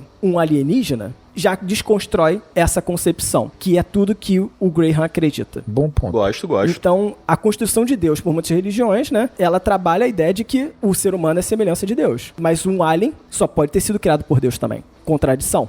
A existência dos aliens já desfavorece a existência do Deus cristão. E agora vamos pra fé. O personagem Mel Gibson tá numa jornada de restabelecer a sua fé? Não. Eu encaro de uma forma diferente. Ele não quer restabelecer a fé. Não. Ele quer amadurecer a fé. A jornada dele é sobre o amadurecimento da fé dele. Por que eu encaro assim? Ele não desacredita a existência de Deus. Claro que não. Ele tá com raiva de Deus. Isso fica muito claro quando o filho dele tá sufocando e ele simplesmente fala, eu te odeio. Essa cena é linda. Quem ele odiaria se não tivesse a existência, se ele não acreditasse na existência, né? O que é interessante é o seguinte, eu vou falar muito sobre isso, como o Graham, ele é imaturo em sua fé. Pô, legal. E quase infantil. Engraçado que ele grita, eu te odeio, assim como o filho dele grita, eu te odeio pra ele mesmo. Ah, exatamente. Na cena de jantar. Então é uma relação de filho e pai. Nossa, sim. adoro, porque o filho dele representa ele naquela cena e ele representa Deus, né? Exatamente. Mas na verdade aquilo, pra mim o filme toca mais, né? Eu não sou uma pessoa religiosa, muito espiritualizada, então pra mim toca muito na questão da família. Fala mais sobre essa construção da família, eu sei que não, que na prática ele quer falar mais sobre a fé, mas fala mais sobre essa questão da família. Eu acho que fala sobre a família, eu vou chegar lá. Fala também. Sim. Mas eu acho que essa parte é tão bonita porque é uma rimazinha, né? E é uma coisa que não tá dita. É aquela coisa que tá entalada aqui na tua garganta que você não conseguiu falar. E ele não conseguiu falar isso porque, ao mesmo tempo que ele tá com ódio de Deus, ele tem muito respeito, ele tem uma admiração, de certa forma, por aquela entidade, né? Porque ele acredita. Ele tem a devoção, que ele não consegue falar. E a mesma coisa o filho com ele, né? O filho também enxerga ele com uma reverência que não é fácil você chegar pro seu pai e falar que odeia ele. Tem um detalhezinho antes que ele fala que ele não consegue xingar, né? Isso torna a coisa mais forte, né? Porque ali ele tá botando pra fora uma coisa que ele não conseguiu botar antes. Exatamente. As palavras têm poder, né? E aí eu fiquei pensativo depois sobre o seguinte. Tá, os aliens eles ajudam a desconstruir a ideia do Deus cristão. Mas como eles se conectam com a fé? Porque eu fiquei, cara, existe uma analogia aqui do alien e Deus. Pra mim isso é muito claro nesse filme. Quando a gente tá olhando pro alien, a gente tá estabelecendo, calma aí, isso é possível? Deus é possível. A gente olha pro céu e a gente vê alguém chegar. Esses dois grandes mistérios vão ter relações. Eles têm relações, né? Tanto no filme como tem na nossa sociedade. É o desconhecido que tá acima de nós, Sim. né? E desconhecido é muito legal, porque eu entendo a fé como algo que preenche os vazios do desconhecido. No fundo, esse filme fala sobre o que preenche esses vazios que a gente desconhece. E aí é engraçado, olha só, tudo que eles conhecem do Alien, tudo que eles vão conhecer dos aliens, na verdade, vem da onde? Vem de um livro. Um livro que foi achado uma escritura. A relação daquele livrinho do garoto com a Bíblia é tipo... E que foi, na verdade, entregue a ele por acaso. Por acaso, exatamente. O único livro recebido pela livraria. Por acaso. E aí, o legal é que, tipo, esse livro poderia não fazer sentido nenhum. Mas a partir do momento que o Graham, que ele tá incerto quanto à precisão do livro, vê algo que faz sentido, algo que mexe com ele, ele fala, calma aí, esse livro quer me dizer algo. Ele vê a casa dele. Sabe um detalhe com relação ao livro, Fábio? Assim que eles chegam na cidade, o garoto pede dinheiro pra comprar livros. E o pai fala, um só. E a câmera mostra as crianças seguindo para um lado, o lado esquerdo. E ele faz um contraplano do tio indo numa direção oposta. O tio vai buscar uma solução pro problema através da força. Ele vai tentar entender ali do ponto de vista militar, né? Enquanto as crianças estão buscando um outro caminho. E o que eu pensava lá, né, no início do filme como sendo um caminho do conhecimento, algo do tipo, faz a gente entender que não é o caminho, é o caminho da religiosidade, né? É o caminho da espiritualidade, vamos dizer assim. Existem caminhos diferentes, né, pra enfrentar os problemas. O que resolveu foi a tacada na cabeça do ar. Exatamente. Não foi o dogma, não. No final, o que resolveu foi. Aí é que eu falo que tem suas... Mas vamos lá, olha só, eu ainda vou chegar lá. E aí eu acho legal que, assim, beleza, a partir do momento que eles adquirem o livro, muda algo nesse filme. Esse livro muda algo. As crianças começam a folhear o livro já na biblioteca. Quando eles chegam em casa, eles ouvem o ruído do walkie-talkie, né, daquele monitor de bebê. E eu acho muito estranho como rapidamente o Morgan fala que ouviu vozes, porque eu falo, meu Deus,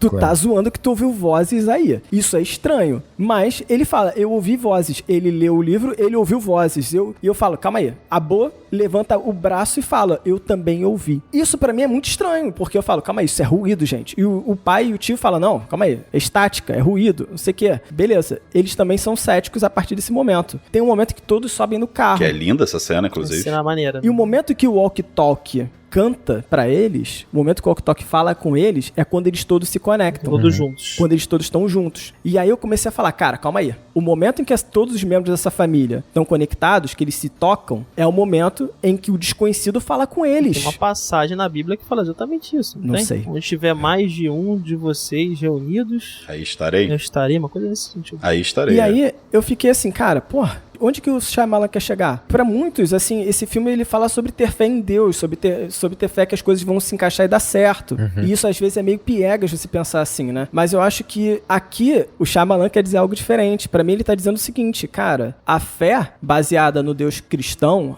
baseada na transação, e aí eu vou usar transação por quê? Porque o personagem do Graham, ele acredita que se ele segue aquela vida de fé, ele não pode sofrer aquela perda. É injusto. É uma transação. Eu ia até mencionar isso, exatamente. Né? Essa afirmação que, tipo, a fé baseada nessas coisas e vai dar certo e tudo vai se encaixar, ela é imatura, sabe? E levando pro personagem do Graham, qual é a solução dele, sabe? O próprio Meron fala, né? É uma coisa que eu não consigo aguentar, um irmão mais velho, que é tudo que eu queria ser, e começa a perder a fé. Mas ele não fala fé em Deus, ele fala fé nas coisas. Ele é totalmente abstrato, ele não personifica em Deus. E eu acho que isso que é legal. O momento em que eles estão conectados, novamente depois da cena de jantar, que tem essa catarse, o Graham vai chorar, sim. O Walkie Talkie fala novamente com eles. Quando eles se abraçam. É o momento em que todos se tocam, né? Que eles se abraçam. A cena é linda. E aí eu fiquei, cara, o exercício da fé independe de Deus.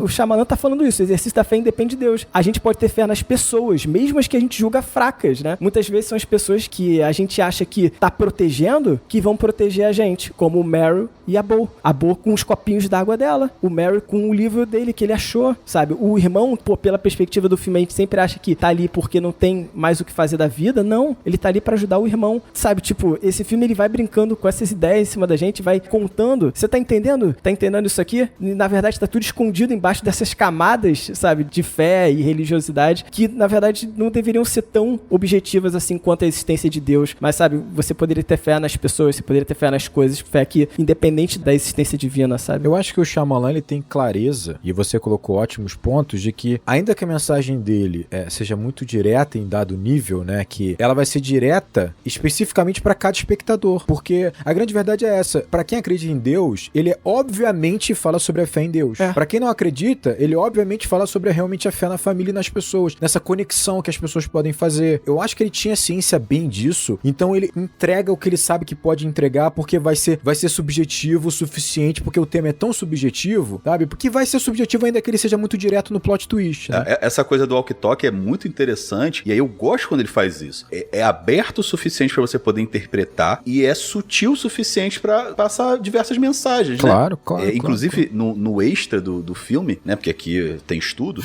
ele fala que ele sempre tem uma cena no filme que é cortada. E desse filme, ele fazia questão que a cena que ele escreveu, que é uma cena complexa, uma cena difícil, ficasse. É justamente a cena do carro. Ele fala que essa cena do carro é uma cena que ele queria fazer do jeito dele, que ele não queria que fosse cortada de jeito nenhum. E é uma cena difícil. É uma cena difícil. Se você parar pra analisar, é uma cena que primeiro você vê os quatro, cada um de um canto, e ele faz um jogo de câmera muito legal, e aos poucos eles vão escalando o carro ali, se erguendo aos céus ali, aos poucos eles vão se juntando. É muito foda, é muito foda. Numa ordem meio de fé ali, né? É, exatamente. O menininho é o mais crente, né? A menininha o segundo. Ela começa a subir e ele fala, né? O Graham fala, cuidado, toma cuidado, vai com calma e tal, mas ele vai. Ele sobe pra ajudar ela. E é legal que se você parar pra pensar, fisicamente, obviamente eu não vou saber explicar, mas fisicamente isso também faz sentido, né? Quando você se junta, normalmente você fortalece um sinal, então você pode ver isso de uma perspectiva científica, você pode ver que aquilo ali é a força da família se elevando, né? Graficamente mostrado isso, né? Porque é um gráfico, umas bolinhas, né? Subjetivamente é muito interessante, porque o único que tá com os pés no chão é o pai da família. Né? Exatamente. Então ele é que tá aterrado ainda, teoricamente, né? E ao mesmo tempo ele é a base da família. Também. Exatamente. Não, ele que tá mais descrente, né? Em relação ao topo, né? E o Joaquin Phoenix, que é o cara bobão e tal, que é o adulto, mas que é bobão também, que ainda guarda um pouco daquela coisa infantil, daquela coisa lúdica, ele que faz a ligação, né, entre o Graham e as crianças, né? Ele que tá ali no meio termo, né, de pensar desse lado menos objetivo, se permitir pensar no sobrenatural Então é muito legal essa parte do filme. E ele tá ali pra cumprir um papel, né? Porque ele tem que ajudar aquela família a viver o luto. Sim. Sabe? E ele tá ali pra cumprir um papel. É interessante você perceber que ele é um elo entre o Graham e os filhos, que isso vai se repetir ao longo do filme, né? Em dado momento o garoto fala, eu queria que você fosse meu pai, não o Graham. É interessante você pensar que é uma bela de uma ironia, no sentido que quando o Graham, ele acha que foi desamparado por Deus, ele acaba tomando uma postura de super proteção em relação a seus filhos, tentando ocupar um papel que Deus não fez com ele, né? Sim. Só que é engraçado que essa super proteção afasta as crianças. Então, acaba sendo que o Meryl que vai fazer a conexão entre eles, porque essa super proteção, essa super preocupação, de vez de aproximar as crianças, os afasta. E é legal que essa cena, depois ela rima com a cena do jantar, que também tem de novo, né? Claro. Essa questão que ali, pra mim, né, a interpretação parece ser mais objetiva ali, que é uma Santa Ceia, né? Então você tá fazendo essa união dos povos e consagrando lá na frente com a última ceia, antes o grande problema do filme, né? Além da última ceia, tem a ideia também da última refeição. E aí, voltando um pouco na construção que o Fábio estava fazendo, eu acho que a gente pode também analisar essa mudança de perspectiva do personagem do Mel Gibson, porque a partir do momento que ele tem contato com o Alien, que ele tem uma ação lá de cortar os 2 dedos do Alien, ele passa de uma perspectiva de acreditar em algo para a perspectiva de saber que algo existe. E aí é um ponto de fé diferente. Você não tem fé no desconhecido, não é mais desconhecido, é o conhecido. E aí você tem até aquela cena depois dos pássaros, né, saindo. Essa análise não é minha, tá? Eu vi uma análise que é uma rima, né, visual com uma homenagem, na verdade, com os pássaros. Do Hitchcock? Ah, que maneiro. E isso é uma ideia também de que os pássaros, antes no milharal, estavam escondidos, agora eles estão expostos, né? Então, ele volta pra casa não numa perspectiva de a minha fé tá abalada, mas ele tem a perspectiva, se a gente for fazer essa associação entre alienígenas e Deus, ele não acredita em Deus, ele sabe que Deus está lá, mas Deus faltou com ele. E é aquela ideia de amadurecimento de fé que a gente estava falando também. E aí, acho que isso funciona muito bem na cena final, na cena em que o menino tá com asma, né, e ele tá fazendo o movimento, e aí ele xinga, agride Deus nessa ideia de ofensa, e isso funciona porque, na perspectiva do Joaquin Phoenix, aquilo ali, o olhar dele é um olhar de falta de fé. E eu nem acho que seja, na real, eu acho que é um olhar de desapontamento, na verdade, porque ali, na minha perspectiva, ele sabe que Deus existe, mas Deus falhou com ele. Naquele ponto ali, da construção desse personagem, ele tá tentando voltar a acreditar que algo possa ter acontecido, mas... E só pra fechar, de fato, defendi ali com o Caio que a ideia dessa última cena aí da alimentação deles é uma última refeição, porque esse cara tá achando que a família dele não vai sobreviver. Ele acha que Deus existe, mas Deus falhou com ele. Mas ele tá sozinho, Ele tá sozinho. Ele tá por conta própria. É a última refeição, tanto que cada um escolhe o que vai comer. E isso é uma associação direta a um corredor da morte. O cara vai comer pra morrer. Então ele acha que as pessoas vão morrer. Sim, a última noite deles. Quando o irmão fala pra ele, olha, eu nunca mais quero ver os teus olhos da maneira como eu vi. Ele não tá falando dos olhos dele ao xingar Deus. Porque ali ele sabe que Deus existe. Pra mim ele tá falando de um conjunto, de uma descrença, de não acreditar de fato de que as coisas vão dar certo. Sim. E vai muito com o que você falou. Não necessariamente pra ter fé, a gente precisa ter fé numa entidade superior, tem a ver com religiosidade, mas ter, né, acreditar em alguma coisa. Acho que ali a falta de crença que a coisa ia dar certo. Acreditar que as coisas vão dar certo, exatamente isso.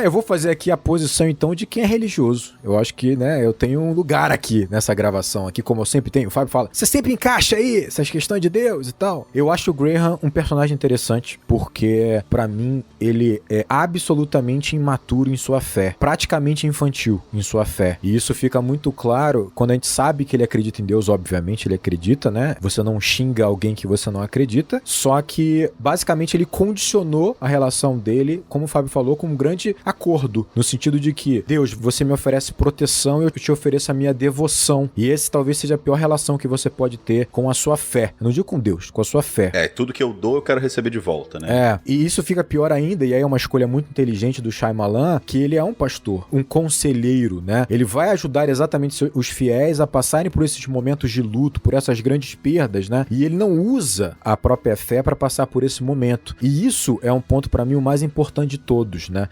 desde o início eu olhei esses ETs como uma grande analogia a esses demônios internos que esse personagem ele tá carregando. Não só o personagem, como todos eles, mas principalmente o Graham, porque dá pra sentir, né, nele, talvez o maior pavor que algum religioso vai ter, que não é necessariamente você ter a comprovação de que não existe Deus ou não existe o mundo espiritual para quem é espiritualista, mas sim de que você não consegue viver condizente com a sua fé, condizente com o que você deveria acreditar. Esse é o medo que há. É quando você passa por essa provação e a fé não faz diferença. Pelo contrário, né? Ela te enfraquece. Eu acho que a grande ironia do Shyamalan nesse personagem é que, teoricamente, essa história tá reforçando a ideia de que quem tem fé vai ter um conforto ou vai ter uma base, uma estrutura para passar por esses momentos de grande perda, que vai ter no mínimo um caminho e no fundo a fé nesse filme traz instabilidade completa. No fundo ele tá criticando a forma que a gente lida com a fé. Exatamente, porque se você pensar, a vida do Graham é terrível. Ele ofereceu a vida dele teoricamente para essa fé sendo um pastor, um padre. Quando ele tem uma perda tão grande, ele rompe essa relação, muda a vida completamente, muda a forma de ser pai, muda a sua profissão, muda tudo para depois reaver isso no final do filme. Ou seja, é uma instabilidade completa, é uma loucura completa. Aí eu te pergunto, viver com fé ou sem fé faz diferença? Não faz diferença. Pelo contrário, aqui talvez tenha sido mais danoso ele ter essa fé imatura. Essa é a diferença, né? Então, eu acho que o filme ele toca nisso com bastante habilidade e torna o Graham um personagem mais poderoso por conta disso. E aí eu vou citar pra mim duas cenas que conectam isso perfeitamente, né? Que é a cena, obviamente, do milharal e a cena da dispensa, onde ali, pra mim, ele tá tocando, enfrentando ou tentando enfrentar esse demônio interno dentro dele que é representado pelo ET. E por que eu relaciono essas duas cenas? Porque o Shyamalan relaciona essas duas cenas quando ele filma as duas cenas de formas muito semelhantes, né? No momento do milharal, quando ele busca a lanterna, a câmera tá deitada no chão, né? Filmando todo aquele corredor entre os milharais, ele busca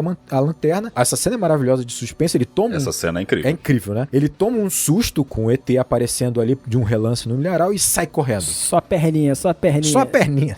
A mãozinha, a perninha. E aí ele sai correndo desesperado porque ele tá apavorado quando ele tem um vislumbre desse demônio interno. Quando ele tem um vislumbre desse medo, que é encarar a verdade. Qual é a verdade dele? A verdade é que ele não foi punido por Deus. A verdade é que a morte da esposa dele não é um desamparo de Deus. É uma morte natural. É um acidente, né, que pode acontecer com qualquer um. Essa é a grande verdade, de que ele lidou com a fé dele de uma maneira absolutamente imatura, né? Então ele evita toda hora confrontar isso, e ele vai ser obrigado a confrontar, e aí você tem, né, a rima na cena, quando ele vai na casa do Ray, e não é por acaso que é a casa do Ray, né? Onde é que vai estar, vamos dizer assim, materialmente... O maior demônio. O maior demônio dele, na casa do Ray, né? Que é o homem que matou a esposa dele. Ele pega a faca, não com o intuito ainda de arma, não é ainda uma arma branca, é basicamente uma forma de você enxergar o extraterrestre pelo reflexo da lâmina, e aí o plano é repetido, né? A câmera tá deitada no chão de novo, como se fosse na altura da fresta daquela porta. Ele desiste, né, de ver o reflexo. Quando ele percebe que não consegue enxergar, ele tá apavorado, ele recua até o corredor. A diferença é que aqui ele não foge, ele reflete por um momento, respira fundo e volta. Quando ele volta, mais uma vez uma cena genial de tensão e de surpresa, ele coloca a faca pra ver de novo e aí tem a mão do ET saindo, ele corta os dedos e você percebe que tudo isso é movido pelo instinto, pelo medo. Tudo é pelo medo. Ele toma um susto, ele tá apavorado, ele corta os dedos do ET e sai correndo, que aliás ele é salvo por isso, talvez, porque o ET talvez fosse lançar o veneninho dele ali por debaixo da frechinha, não sei. De qualquer forma, ele tá apavorado. E como o Daniel falou, você vai ter logo depois a cena dos pássaros. É muito interessante você perceber o seguinte, isso é uma ferramenta normalmente, essa cena, para você demonstrar, ou para você mostrar pro público que houve uma mudança, que houve uma alteração, sabe? Essa alteração externa, que são os pássaros saindo do milharal e voando, talvez represente uma alteração interna. Dentro do Graham, houve uma mudança completa. Algo que ele enxergou, ou algo que ele sentiu. É uma cena muito parecida. Eu lembro de uma cena dessa do Colateral, em que basicamente o Jimmy Fox, ele para o carro e aí passa na frente dele um coiote. O coiote olha pro Jimmy Fox, o Jimmy Fox encara esse coiote, os olhos do coiote brilham e o coiote some. E isso é pra representar uma tomada de decisão do Jimmy Fox, que eu não vou falar qual é, porque muda completamente e vai levar à resolução do filme. Então, normalmente essas cenas servem pra mostrar uma mudança interna no personagem. Só que a ironia é que mudança é essa no Graham? Ele agora entendeu que há Deus e aí a fé dele ficou mais forte? morte? Não. Ele desistiu. Ele basicamente percebeu que ele tá desamparado por completo, que ele tá sozinho, que a ameaça de fato existe, que o demônio de fato existe, que ele tá desamparado, e o que resta a ele é se despedir da família dele. Por isso que ele vai oferecer, né, uma última refeição pra cada um. O que eu acho engraçado é essa ironia, porque essa é uma decisão absolutamente egoísta, no sentido de que não acabou só pra ele, acabou para os filhos. Só que ele tá quase aliviado. Chega uma hora que ele fala assim, eu vou pedir um hambúrguer com 2 fatias de bacon, eu vou fazer com 2 fatias de bacon. Esse alívio, cara, dói em mim, porque parece basicamente que ele tá aliviado de não ter mais essa dor e essa culpa que ele carrega por tanto tempo. Acabou. Chegamos ao fim. Só que o problema é que chegou ao fim também a existência dos filhos dele, da relação dele com os filhos dele, né? Então é por isso que eu vejo ele como um personagem tão imaturo nesse processo, não só de fé, mas como o próprio personagem, que naquele momento que ele encarou o demônio dele, ele falou, tô desamparado. É uma ironia interessante, porque o demônio é dele. Ele vai continuar com ele, onde ele estiver. Tanto é que o ET vai estar na casa dele também, sabe? Então, assim, esse final que ele aceita a refeição, e não é à toa que ele é infantilizado, se você prestar atenção, porque ele também fala como uma criança, eu te odeio, exatamente como o filho fala com ele na mesa, que basicamente ali não é nem raiva. Aquilo ali é o desespero. Eu quero a sua atenção. Eu quero você do meu lado. Eu quero o seu amparo. É isso que a criança fala pra ele, é isso que ele fala pra Deus. Posso adicionar uma coisa aí, Rodrigo, que eu achei bem legal na sua análise? Claro. Que é o seguinte, o Ray liga pra ele, né? Liga pra ele no desespero e por acaso eles se encontram. E ele tá há 6 meses com o telefone do lado lá, querendo ligar pra ele. Esse é o momento em que ele permite se sair daquela casa, que ele permite mudar um pouco os ares dele, ele vai pro lago. Por mais que exista todo esse contexto do ET aqui no primeiro plano, né? Se você olha esse ET como os demônios que as pessoas enfrentam, é o momento em que ele deixa o demônio lá na casa dele e ele fala que aconteceu pela primeira vez. Exatamente. Ele consegue enfrentar aquilo. Ele se abre, enfrenta aquilo e ele deixa agora o demônio só para o Graham. O personagem do Graham. Porque é um demônio semelhante, ele faz tudo parte de um mesmo contexto. O que é interessante é que o filme vai deixando esses sinais, como você está colocando. Por exemplo, a gente vê uma cena maravilhosa quando ele atende esse telefonema, que a oficina onde a esposa costura tá intocada. Olha, isso é elegante. Isso é elegante, exatamente. Esse é um momento elegante. Meu irmão, porque ali você sabe exatamente o tema, o que passou na cabeça do protagonista. Você sabe a motivação da tomada de decisão. Cara, isso é muito elegante. E sem uma linha de diálogo, né? Por um recuo de câmera. Sem uma linha de diálogo. Que mostra que o manequim tá lá e que a costura foi interrompida e que a oficina tá intocada. Por quê? Porque o trauma tá lá, cara. Tipo, o Graham continua com trauma. O trauma tá lá. E você manteve uma linguagem. Porque assim, você não mudou a linguagem que você tá usando pra usar esse recurso. Você tá usando a mesma linguagem, né? Aquela ideia de você tá observando pela fresta. Você tá como se fosse um telespectador ali, escondido da vida daquela família, e você tem um passo pra trás e revela o manequim.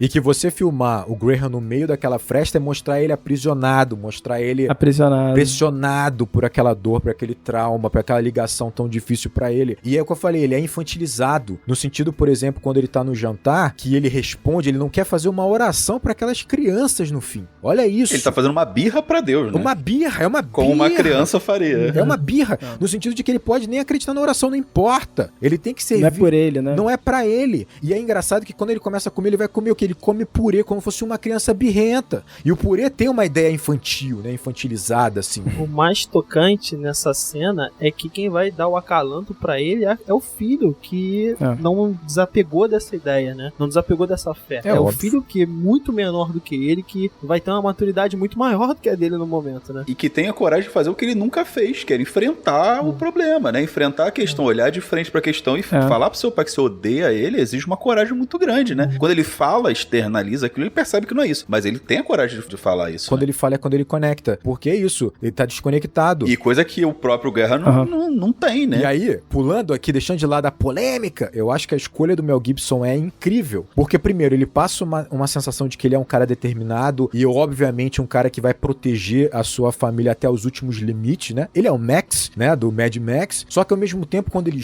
chora de forma infantil. Ele chora com muita sensibilidade, com muita profundidade, mas é um choro infantil. E quando o Graham chora, é uma criança chorando, percebendo que, cara, ele precisou de sinais gigantescos pra poder reconhecer a fé, sabe? Pra poder reconhecer Deus, assim, né? Mel Gibson é uma figura polêmica, uma figura complicada, difícil, mas assim, o que ele atua nessa cena do jantar é uma brincadeira. E é legal legal deles comentando como é que foi essa cena, que eles exigiam uma emoção muito grande. E o Shyamalan, ele fala que ele só tinha 4 horas pra gravar essa cena. Caraca. Que era uma cena difícil, muito apertada. Claro, né? Porque ele botou na cabeça dele que ele tinha 4 horas, é uma interna. Não, mas que foi problemas de produção. Ele fala que o pessoal já tinha um certo entrosamento, e aí ele pergunta ali quem é que vai ser o primeiro a falar. E aí o Joaquin Phoenix, eu posso fazer e tal. E aí ele fala, não, faz a Little Miss Sunshine primeiro aí, né, a Bo. Faz ela aí primeiro pra gente ver. E a menina entrega uma cena incrível, emocionante, todo mundo sai muito tocado. E aí, cenas a partir daí, elas vão... organicamente, né? Elas vão acontecendo organicamente, que mostra, que eu acho que isso passa muito pelo filme, que realmente os atores ali estavam com uma ligação muito forte, né? E é realmente o momento onde os demônios são expulsos, né? Na hora que tem aquela catarse toda ali, né? Que é esse momento do Eu Te Odeio, que eles conseguem realmente se conectar. Conseguem. E os atores conseguiram isso também, né? É surreal. E ele fala que a cena que deveria demorar 4 horas, que só tinha 4 horas pra gravar, demorou menos de 3 horas. E o Mel Gibson, cara, ele atua fazendo birra, chorando e comendo ao mesmo tempo. E assim, comendo ao mesmo tempo. Surreal.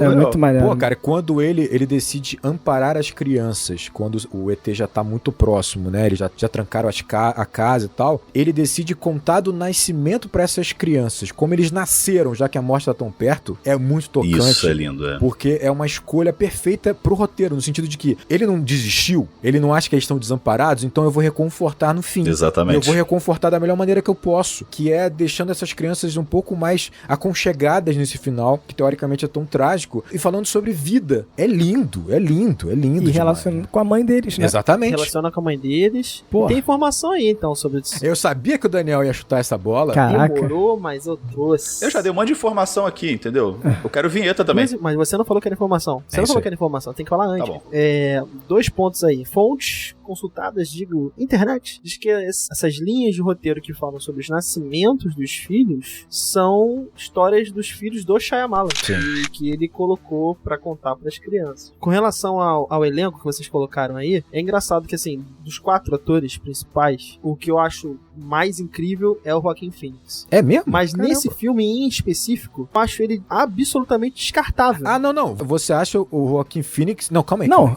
que isso, Daniel? Tu acha o Joaquin Phoenix foda? Isso é informação? Não, calma que ela vai chegar. A informação é que quem ia fazer esse papel aí era o Mark Ruffalo. Graças a Deus foi o Joaquin Phoenix. E ele saiu desse personagem porque ele descobriu um tumor benigno. Atrás da orelha. A informação completa. E aí ele saiu do personagem e o Joaquin Phoenix foi escalado de última hora. Ele é o último a ser escalado. Então, mais importante que a sua informação é saber que você não gostou do Joaquin Phoenix no papel do Meryl. Exato. Meryl. Caraca. Não é que eu não gostei, eu acho que... Eu acho que eu vou discordar totalmente. Eu não acho que ele atue mal, eu só acho que não é memorável. Eu acho que ele é uma gigante escada pro Mel Gibson. Pode ser. Ele é uma escada gigante pro Mel Gibson escalar e brilhar, sabe? Eu gosto dele também. Mas eu terminei o filme, né, revendo agora, com essa perspectiva também, de que ele era um personagem bobo, que eu fiquei pensando, o Joaquin Phoenix deve ter odiado fazer esse papel, que é um cara bobo, assim, um cara infantil. Mas depois eu fui, assim, parando pra pensar melhor, ele é um personagem muito interessante, cara, justamente pra fazer esse link com as crianças, né? Se você tivesse 2 personagens sisudos ali, você nunca ia alcançar aquelas crianças. Ele é o cara que tá aberto pra aquilo, que tá aberto pra aquela experiência. Eu acho maravilhoso quando ele conta quais são pra ele os sinais de Deus, cara. Quando ele fala sobre a questão do beijo, que a menina quase vomitou dentro da boca dele e falou, nossa, ainda bem que eu cuspi os Nossa, essa linha é muito boa, eu acho que como ele interpreta essa linha, eu acho maravilhosa. E até é uma parada que me incomodava muito o humor nesse filme, que tem uns humor, parece filme da Marvel aqui. Nada. Ih, cara. Às vezes tem humor do nada. Você tá exagerando. Não tô, porque às vezes é humor do nada. É bem orgânico o humor. Então, parando depois pra... O chapéu de alumínio? Eu achei maneiro. Não, mas depois parando pra pensar, assim, esse humor faz o filme não ser um filme sisudo, filme tenso. E o Shyamalan, ele fala, eu fiz 2 filmes muito pesados antes dele. Foi o Sexto Sentido Corpo Fechado. E o Corpo Fechado. Eu fiz 2 filmes muito pesados. Então eu fiz questão que nesse filme tivesse humor. Eu queria que fosse um filme mais leve. Se eu tô falando de família, eu quero que o filme toque na família também. Então acho que acaba que o Joaquin Phoenix faz esse papel de humor e acaba dando uma leveza maior pro filme e consegue trazer mais essa mensagem de família, sabe? O filme também tem o olhar das crianças, né? De você tá com aquele tio engraçado, de você tá com aquele familiar que te acolhe. Né? Porque ele tá sempre acolhendo, né? Eu acho interessante olhar esse filme como um blockbuster. Por mais que ele não tenha um orçamento de blockbuster, por mais que você possa falar, pô, mas um filme desse é igual a nossa discussão sobre Nope, sabe? Que tem muita conexão com esse filme, mas a própria discussão é um blockbuster ou não é um blockbuster, mas eu acho legal olhar esse filme nessa perspectiva, porque o roteiro, onde você tem esse tom cômico, e quem vai trazer isso é o personagem do Joaquin Phoenix, o Meryl, ele já ajuda bastante a você se conectar com o filme. Como a gente estava falando antes ainda, que a gente estava falando,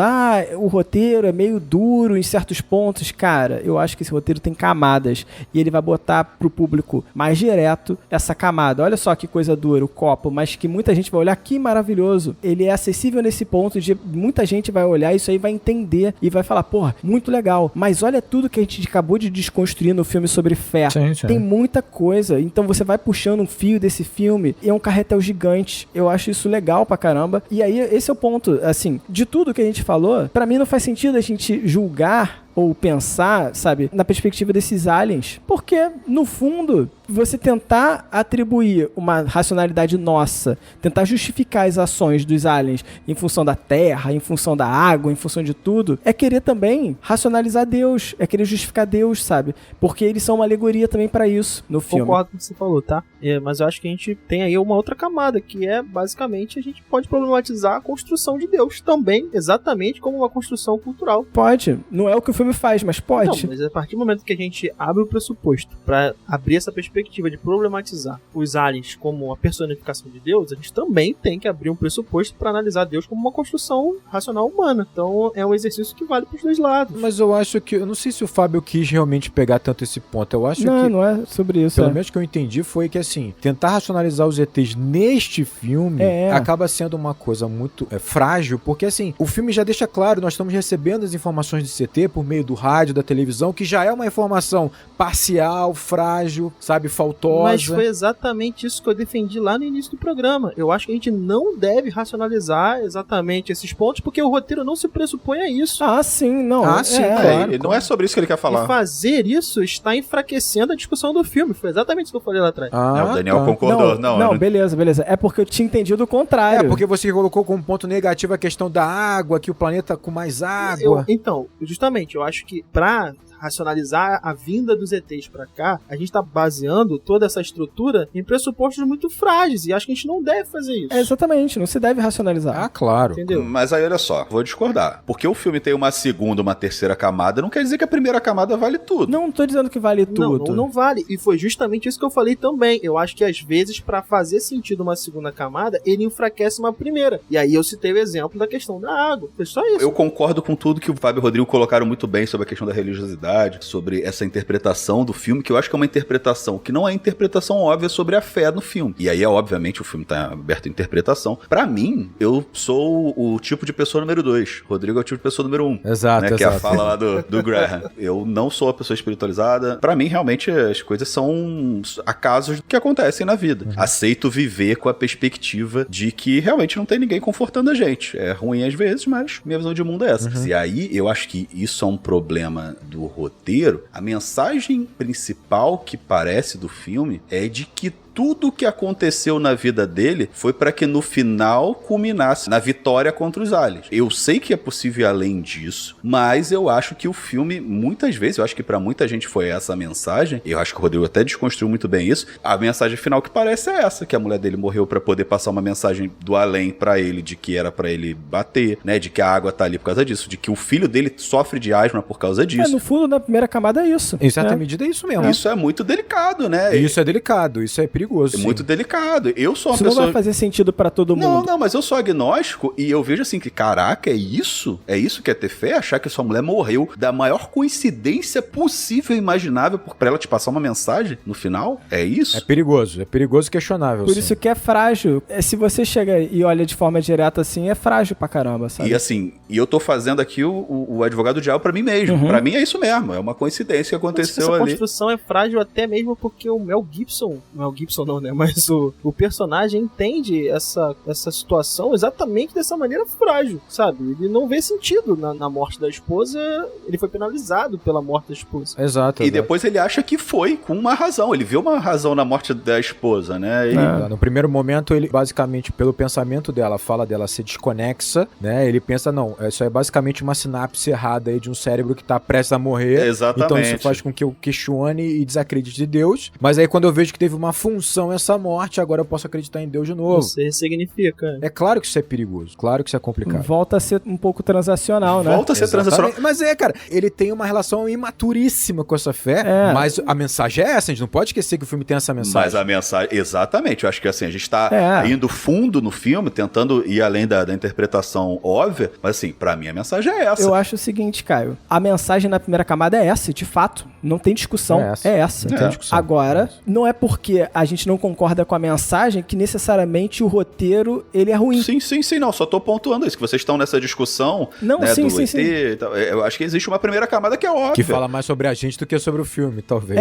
Exatamente. Não tem muita discussão, não, a primeira camada é essa mesmo. É verdade. E aí, o que eu tava falando é o seguinte, beleza, agora, muitas coisas que a gente assume sobre esses aliens, a gente assumiu simplesmente, não tem nada no filme dizendo. E a gente assume coisas sobre eles, sabe? E o que eu tava falando é que esse exercício de assumir coisas sobre os aliens é um exercício que os personagens estão fazendo por esse jogo da fé, é preencher esses espaços vazios. E quando a gente racionaliza isso de fora, assistindo o filme, a gente necessariamente tá prejudicando esse roteiro, e ele não faz isso, sabe? Não, e você vê que você pode até imaginar que o Shyamalan, ele até ironiza um pouco quando ele coloca os três usando aquele chapéu de alumínio, que é a representatividade do crente maluco. Sim. Né? Daquela pessoa que chegou no nível de obsessão em relação à sua crença. É a forma como um cara que não acredita em nada vai olhar um fiel, um crente, né, obcecado. Então ele tem até essa ironia quando ele representa com o chapéu. O que é perigoso, nesse aspecto o Caio tem razão, é quando ele quer construir essa plot twist, né, essa reviravolta, e ele coloca, por exemplo, a cena da mãe falando, porque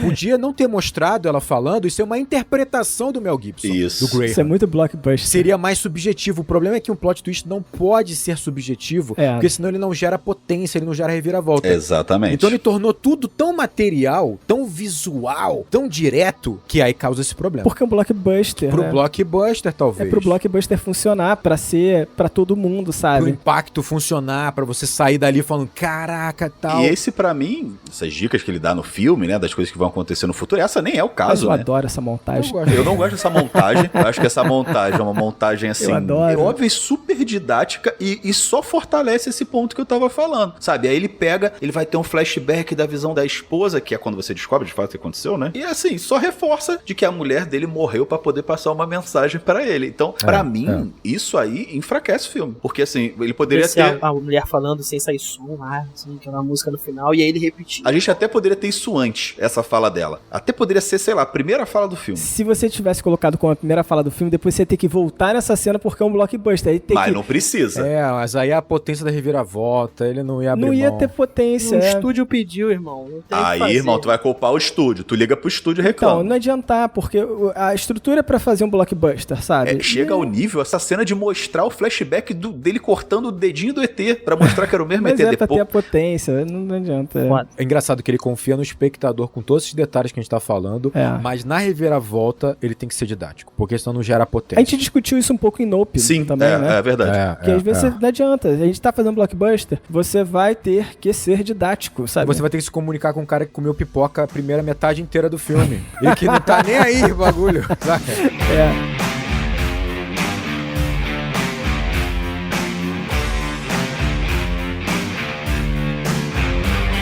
Mas vamos então falar do Shyamalan, né, Rodrigo? Vamos falar desse gênio, que ele é gênio. Eu quero elogiar o Shyamalan aqui. E a galera não tá entendendo. E mais importante, exatamente, assim, a gente fala muito sobre isso. Mas o Shyamalan só tem filme merda. Os filmes merda agora. Não sei o que. Cadê o gênio? Ele é gênio. E eu acho que ele é gênio não só por esses detalhes no roteiro e essa construção, mas principalmente, obviamente, pela direção dele. E eu quero fazer aqui uma viagem por duas cenas, pra que fique muito claro, pelo menos na nossa visão, né, de como ele constrói as cenas e a tensão e o suspense de uma maneira genial, oferecendo essas camadas que nós estamos debatendo aqui. Primeira cena. A primeira cena que você vai falar é a cena do ET em cima do telhado? É a segunda. Porra, é a segunda. Tá, tudo bem. Mas é antes dessa, pra chegar nessa.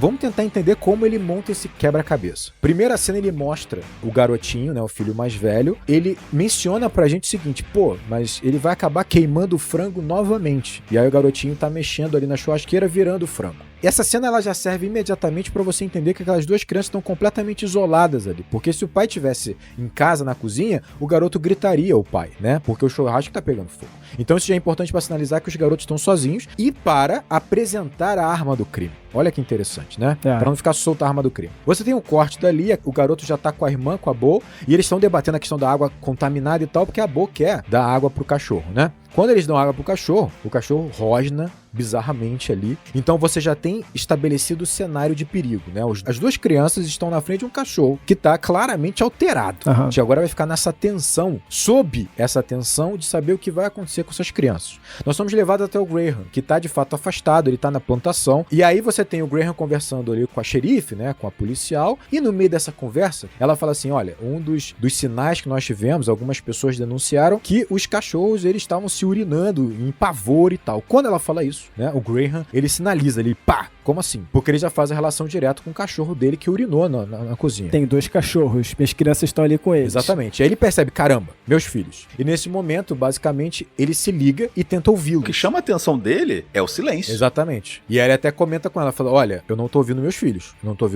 E adverte ela, fala, não me chame de padre. Essa cena já é muito interessante porque estabelece essa distância entre o pai e os filhos, mas estabelece algo muito mais importante. Que por mais que ele queira proteger os filhos o quanto ele quiser e puder, coisa que Deus não fez com ele não vai conseguir. Os filhos estão agora sob ameaça com um cachorro que tá ali feroz, incomodado com alguma coisa. E ele tá distante. Não tem essa. A vida é assim, queira ele ou não. Ele não vai estar presente o tempo inteiro com os filhos, não vai protegê-lo o tempo inteiro. Quando ele retoma, né, a cena corta e já retoma já pro resultado daquela situação, tudo aconteceu. Você tem o garoto perto do cachorro, o cachorro foi morto por esse garfo. Não, é bizarro. Como o garoto matou o cachorro, eu fiquei... Ele cometeu o crime inafiançável do filme de família, né? Matar o cachorro. Exatamente. Mas isso aí é um crime cometido pelo Shyamalan. É muito legal isso, inclusive. E aí é interessante você perceber que essa cena, ela entrega que houve toda uma passagem de tempo. Né? O garoto matou o cachorro e teve que usar a bombinha porque esse esforço fez com que ele perdesse o ar. A garota já está no brinquedo, já em proteção. Você começa a imaginar todo esse percurso que aconteceu ali, em que os garotos saíram ilesos. E já é um detalhe importante também interessante. Quem protegeu essas crianças? O garoto que matou com um garfo e simplesmente isso? Né? Eles poderiam ter sido realmente feridos por aquele cachorro. A cena ainda se complementa, né? É interessante que o pai tenta reconfortar o menino, né? Tenta dar o braço a ele e o garoto recusa e sai revoltado porque o pai não estava lá para proteger. E o melhor é que chega o tio no final, carregando uma panela de, sei lá, arroz. Eu acho que era pipoca.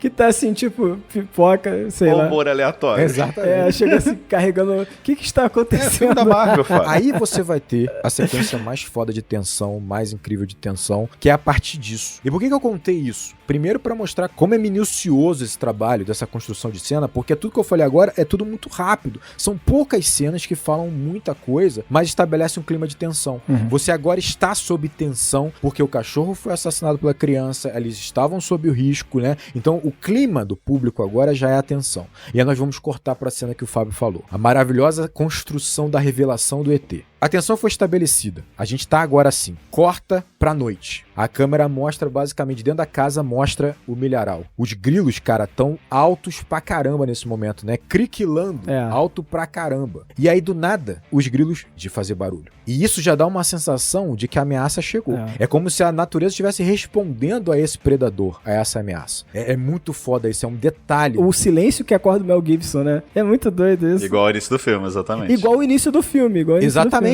Ele mostra à frente da casa o milharal, o barulho dos grilos cessou do nada, e aí corta pro rosto do Mel Gibson acordando mais uma vez. Você fala assim, caramba, ele acordou de um pesadelo de novo, ou ele pressentiu a ameaça. Cara, é muito foda, meu Deus do céu. Então olha como o Shyamalan ele é inteligente, porque ele mantém no rosto do Mel Gibson, e você não sabe por que ele acordou, então você já interpreta. Ele pressentiu a ameaça. E você acredita que você tá olhando o Mel Gibson sabe, num close, porque o Shyamalan escolheu dar esse close. Mas não. Pra você ver a expressão de medo dele ou de preocupação dele. Mas você descobre na sequência que é uma câmera subjetiva. Exatamente. Caraca. E aí ele fala assim, qual é o problema? Aí tu fala, qual é o problema? Como assim? Como assim? E ele tá falando com a Bo, ele tá falando com a filha dele. Isso é genial. Você tem um contraplano e você aí vê a menina, close gigante na menina. Cara, isso é elegância de você fazer os cortes e você omitir quando tem que omitir e revelar quando tem que revelar. Ele reforçou a tensão, ele fez com que o Graham demonstrasse pra gente ter pressentido uma ameaça, ele tá preocupado e na verdade ele só acordou porque ele foi acordado pela filha. E aí a Bo fala uma frase muito importante, que ela fala, tem um monstro no meu quarto. Há um monstro do lado de fora do meu quarto, pode me dar água? Exato, isso. O que é interessante dessa frase é que assim, esse pode me dar água traz naturalmente o desarme da gente. Porque quando ela fala que tem um monstro no seu quarto, de fato tem, a gente logo vai interpretar por conta da água, que é basicamente uma menina, que ela tá impressionada com tudo que ela tá vivendo, com o pesadelo de ter perdido a sua mãe, e que ela não tá dormindo bem, ela tá com dificuldade de dormir, ela tá impressionada com o quarto, com a escuridão, e tá ali pedindo pro pai ampará-la de alguma forma. Então você, olha, isso é muito foda. Parece que é uma desculpa dela pra pegar água, não desarme. É um desarme, mas é um desarme nosso como público, porque a tensão foi construída, a gente também, tá tenso, a ameaça foi estabelecida sem a gente perceber, só que a gente vai ser surpreendido. Pra ser surpreendido, a gente precisa ser desarmado. Então, quando ela fala, mas eu quero água, e o pai encara agora como se fosse uma situação cotidiana, não, minha filha, vamos lá que eu vou fazer você dormir, eu vou te deixar tranquilo pra você poder finalmente dormir. O pai leva a criança pra dormir, você já vê que o menino também tá dormindo numa posição muito bizarra, então você já faz uma conexão, tipo assim, ele também tá com sono inquieto, ele também tá incomodado, é isso, é o clima de luto. É um momento difícil da família. Até agora você tá pensando sobre isso, porque o Shyamalan também vai reforçar isso. Por que ele vai usar? Ele vai usar o momento de desarme pra tocar pela primeira vez sobre o assunto que não foi falado até então. Pela primeira vez, o assunto mãe vai ser falado no filme. Ele senta com a filha e a filha pergunta pra ele assim, quando você fala com a mamãe, ela te responde? Isso é tão genial, porque assim, ele aproveita pra nos desarmar e elevar um nível. Fazer com que a gente entre mais um nível naquela relação com aqueles dois. Ele usa pra aprofundar a relação daquilo, pra revelar pela primeira vez o tema do filme. E não tinha sido dito que a mãe de fato morreu, não foi dito ainda claramente dessa forma. E aí você se conecta com aquela conversa e você começa a viver aquele momento íntimo dos dois. E aí é foda, porque o Graham, ele tá com essa relação atritosa com Deus, ele pensa, eu vou responder a verdade ou não? Eu vou responder a verdade. Eu não vou iludir minha filha. Ela não me responde. E aí a ironia tá em que se ele tivesse mentido, isso ia gerar um atrito com a filha. Porque a filha fala assim também pra ele. Ela não me responde também. Então assim, quando ele é sincero, ele acaba se conectando com ela, né? Então nesse momento a gente tá completamente entregue naquela conversa. A gente tá vivendo um pai e uma filha conversando sobre o maior trauma, o luto daquela família, o luto naquela casa. E aí basicamente você tem nesse cenário, nessa cena o tempo inteiro, a janela de fundo, e aí você vê o Graham olhando pra cima. Como quem busca uma resposta, Como quem busca uma resposta, e quando ele busca a resposta pela janela no céu, ele vê alguma coisa, a expressão dele muda completamente e você tem a surpresa. Não tô nem visualizando essa cena, senão vou ficar tenso. É muito foda, cara. E aí nesse momento você tem a surpresa, nesse momento você tem um corte e mostra o ET sobre o telhado, e aí você já tava desarmado. Não escreve não. Com aquela família conversando sobre o luto, entregue, você toma um susto. E deve uma trilha sonora junto, né, cara? Nossa. É muito foda. É muito foda. É foda demais. E pra mim, o foda é que cria mais uma camada, que é o seguinte. Não foi nesse momento, pela primeira vez, que o filme fala sobre a mãe.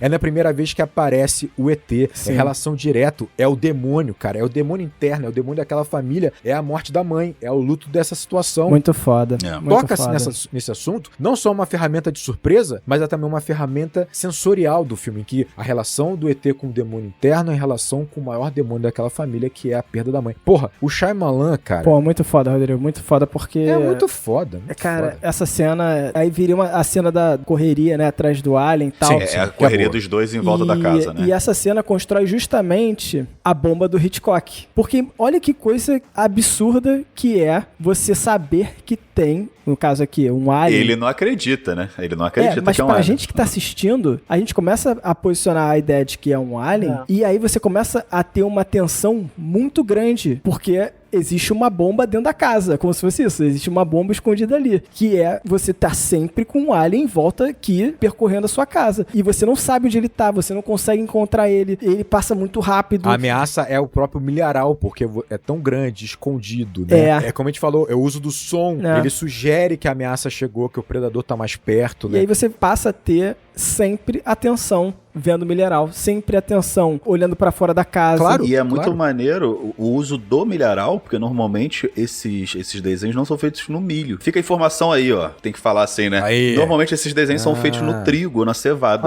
Olha aí. Porque o cara não quer, o milho é muito duro, né, pra envergar. Mas ele escolhe usar o milho justamente pra criar esse ambiente desconhecido, né? É na altura mais alto que o humano, né? Então você não consegue ver. Então você cria esse ambiente desconhecido, fala, obviamente, com tudo isso que a gente já falou aqui, né? O medo do desconhecido, o medo do que tá ali, o que tá pela frente, né? Das coisas que a gente não consegue explicar. Por que a minha mulher morreu, por que o meu filho tem asma. Fala muito com isso, né? E não só isso, né? Ele usa muito o recurso que o Hitchcock usava também, que é usar as coisas fora do campo. Então, ele trabalha muito com o que tá de fora. Trabalha muito com a reação dos personagens, com os sons. Então você não vê exatamente normalmente o que tá acontecendo. Isso acaba falando com isso também, acaba né? sendo recurso também.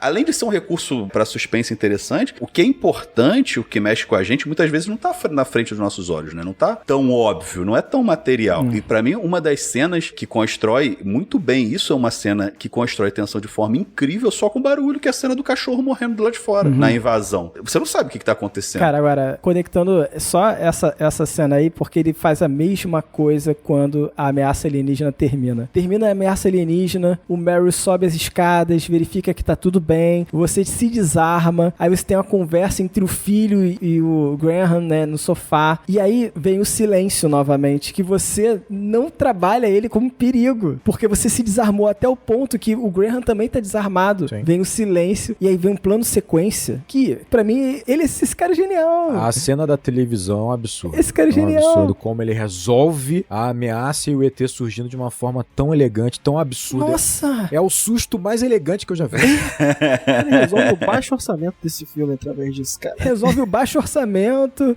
Nossa, e é um plano sequência muito foda. Que o Mel Gibson vai, tá andando, aí você começa a ouvir sobre a solução que foi utilizada, mas ela fica incompleta porque ele desliga na tomada da televisão. E aí você fala, pô, eu queria ter pego essa informação, né? Mas parece que é recurso do filme pra não te contar. E aí chega ele vindo com a televisão e passa e você vê o Alien e você vê a cara do Mel Gibson encarando o Alien pela televisão. Absurdo. Caraca, é absurdo. E o detalhe é que ele já sabia dessa informação. Ele que não escolheu não acreditar. Porque o cara que... O próprio Shyamalan lá, conta pra ele qual é a solução do filme, né? E no fundo, até você mencionou isso, reforça a ideia da água como água benta no demônio, né? Que machuca, que fere. Exatamente. Eu acho engraçado que a gente fala sobre essas soluções do Shyamalan, e quando você vê no filme, parecem simples, porque elas são tão fodas, cara, que é transformar algo tão complexo em algo tão simples, assim. Eu acho que o melhor exemplo, eu vou aterrorizar o Caio mais um pouco, é a cena no Brasil, né, cara? Não, essa eu tô de boa agora. Essa eu tô de boa. Tá de boa? Então tá bom. Que o garotinho grita, atrás do carro, behind the car. Atrás do carro. É foda. Essa é foda, porque é esse Brasilzão, parece Cuba, parece México, parece tudo, né?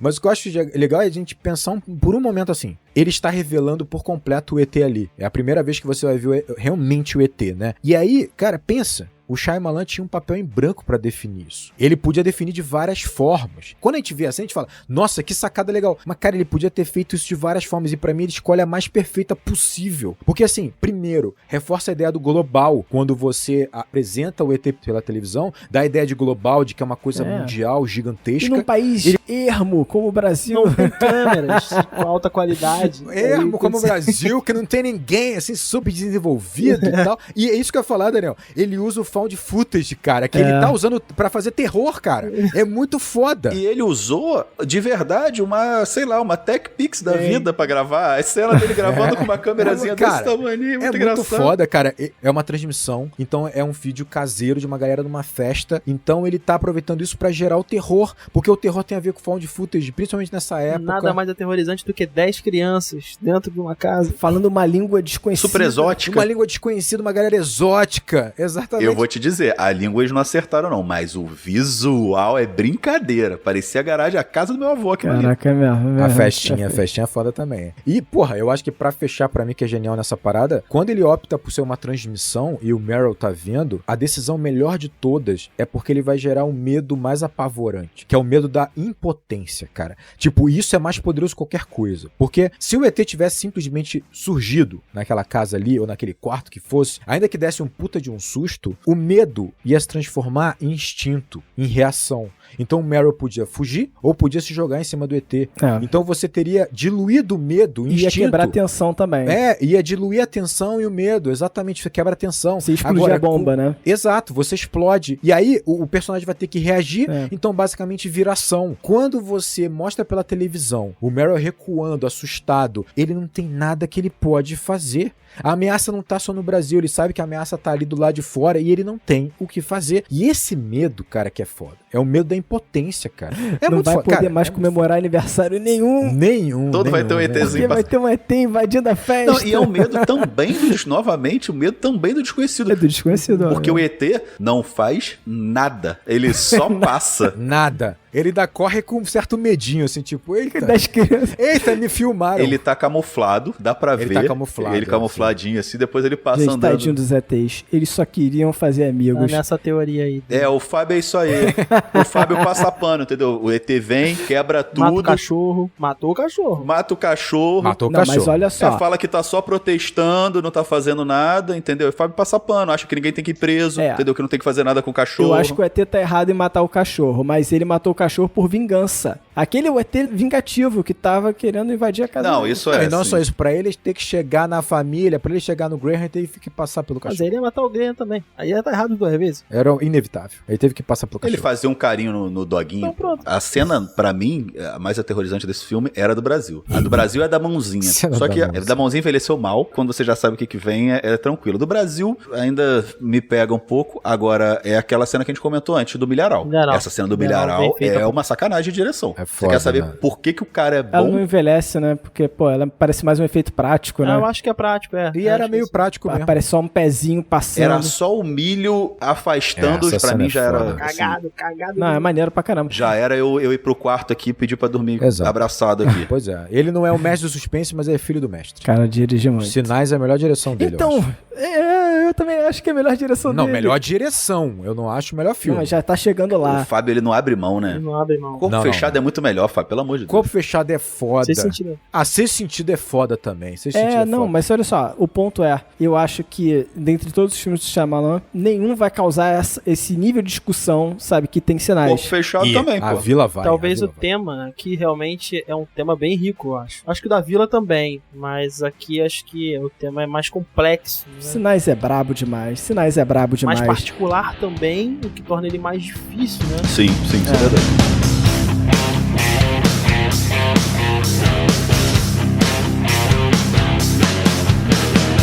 Vou aproveitar então essa deixa para falar com os nossos ouvintes que se eles quiserem aproveitar e aumentar essa discussão com a gente, reclamar, né? Então eles podem, por favor, encontrar a gente nas nossas mídias sociais, entrar no grupo do Telegram pelo Apoia-se, ou você pode, sei lá, mandar uma carta, um e-mail, uma carta eletrônica. Mas não tem endereço para mandar carta. Então, vou mandar todos os endereços eletrônicos aqui que vocês podem entrar em contato com a gente. Então você pode entrar em contato no nosso Twitter com @enquadrando_, no nosso Instagram com @enquadrando_oficial. Você pode mandar um e-mail para contato@acaboudeacabar.com.br. Você vai encontrar a gente no YouTube e estamos esse ano planejando para estar bem mais presente lá no YouTube. É importante falar, Fábio, que o prêmio que você acabou de citar, você citou lá no início do programa, ele está disponível agora, se você não viu, tá lá no nosso YouTube, né? Os indicados estão lá na live gravada no nosso YouTube. Acho ótimo, porque se der merda, é só o Rodrigo cortar. Exato, então, eu corto. Então é isso aí, galera. Um grande abraço e bons filmes!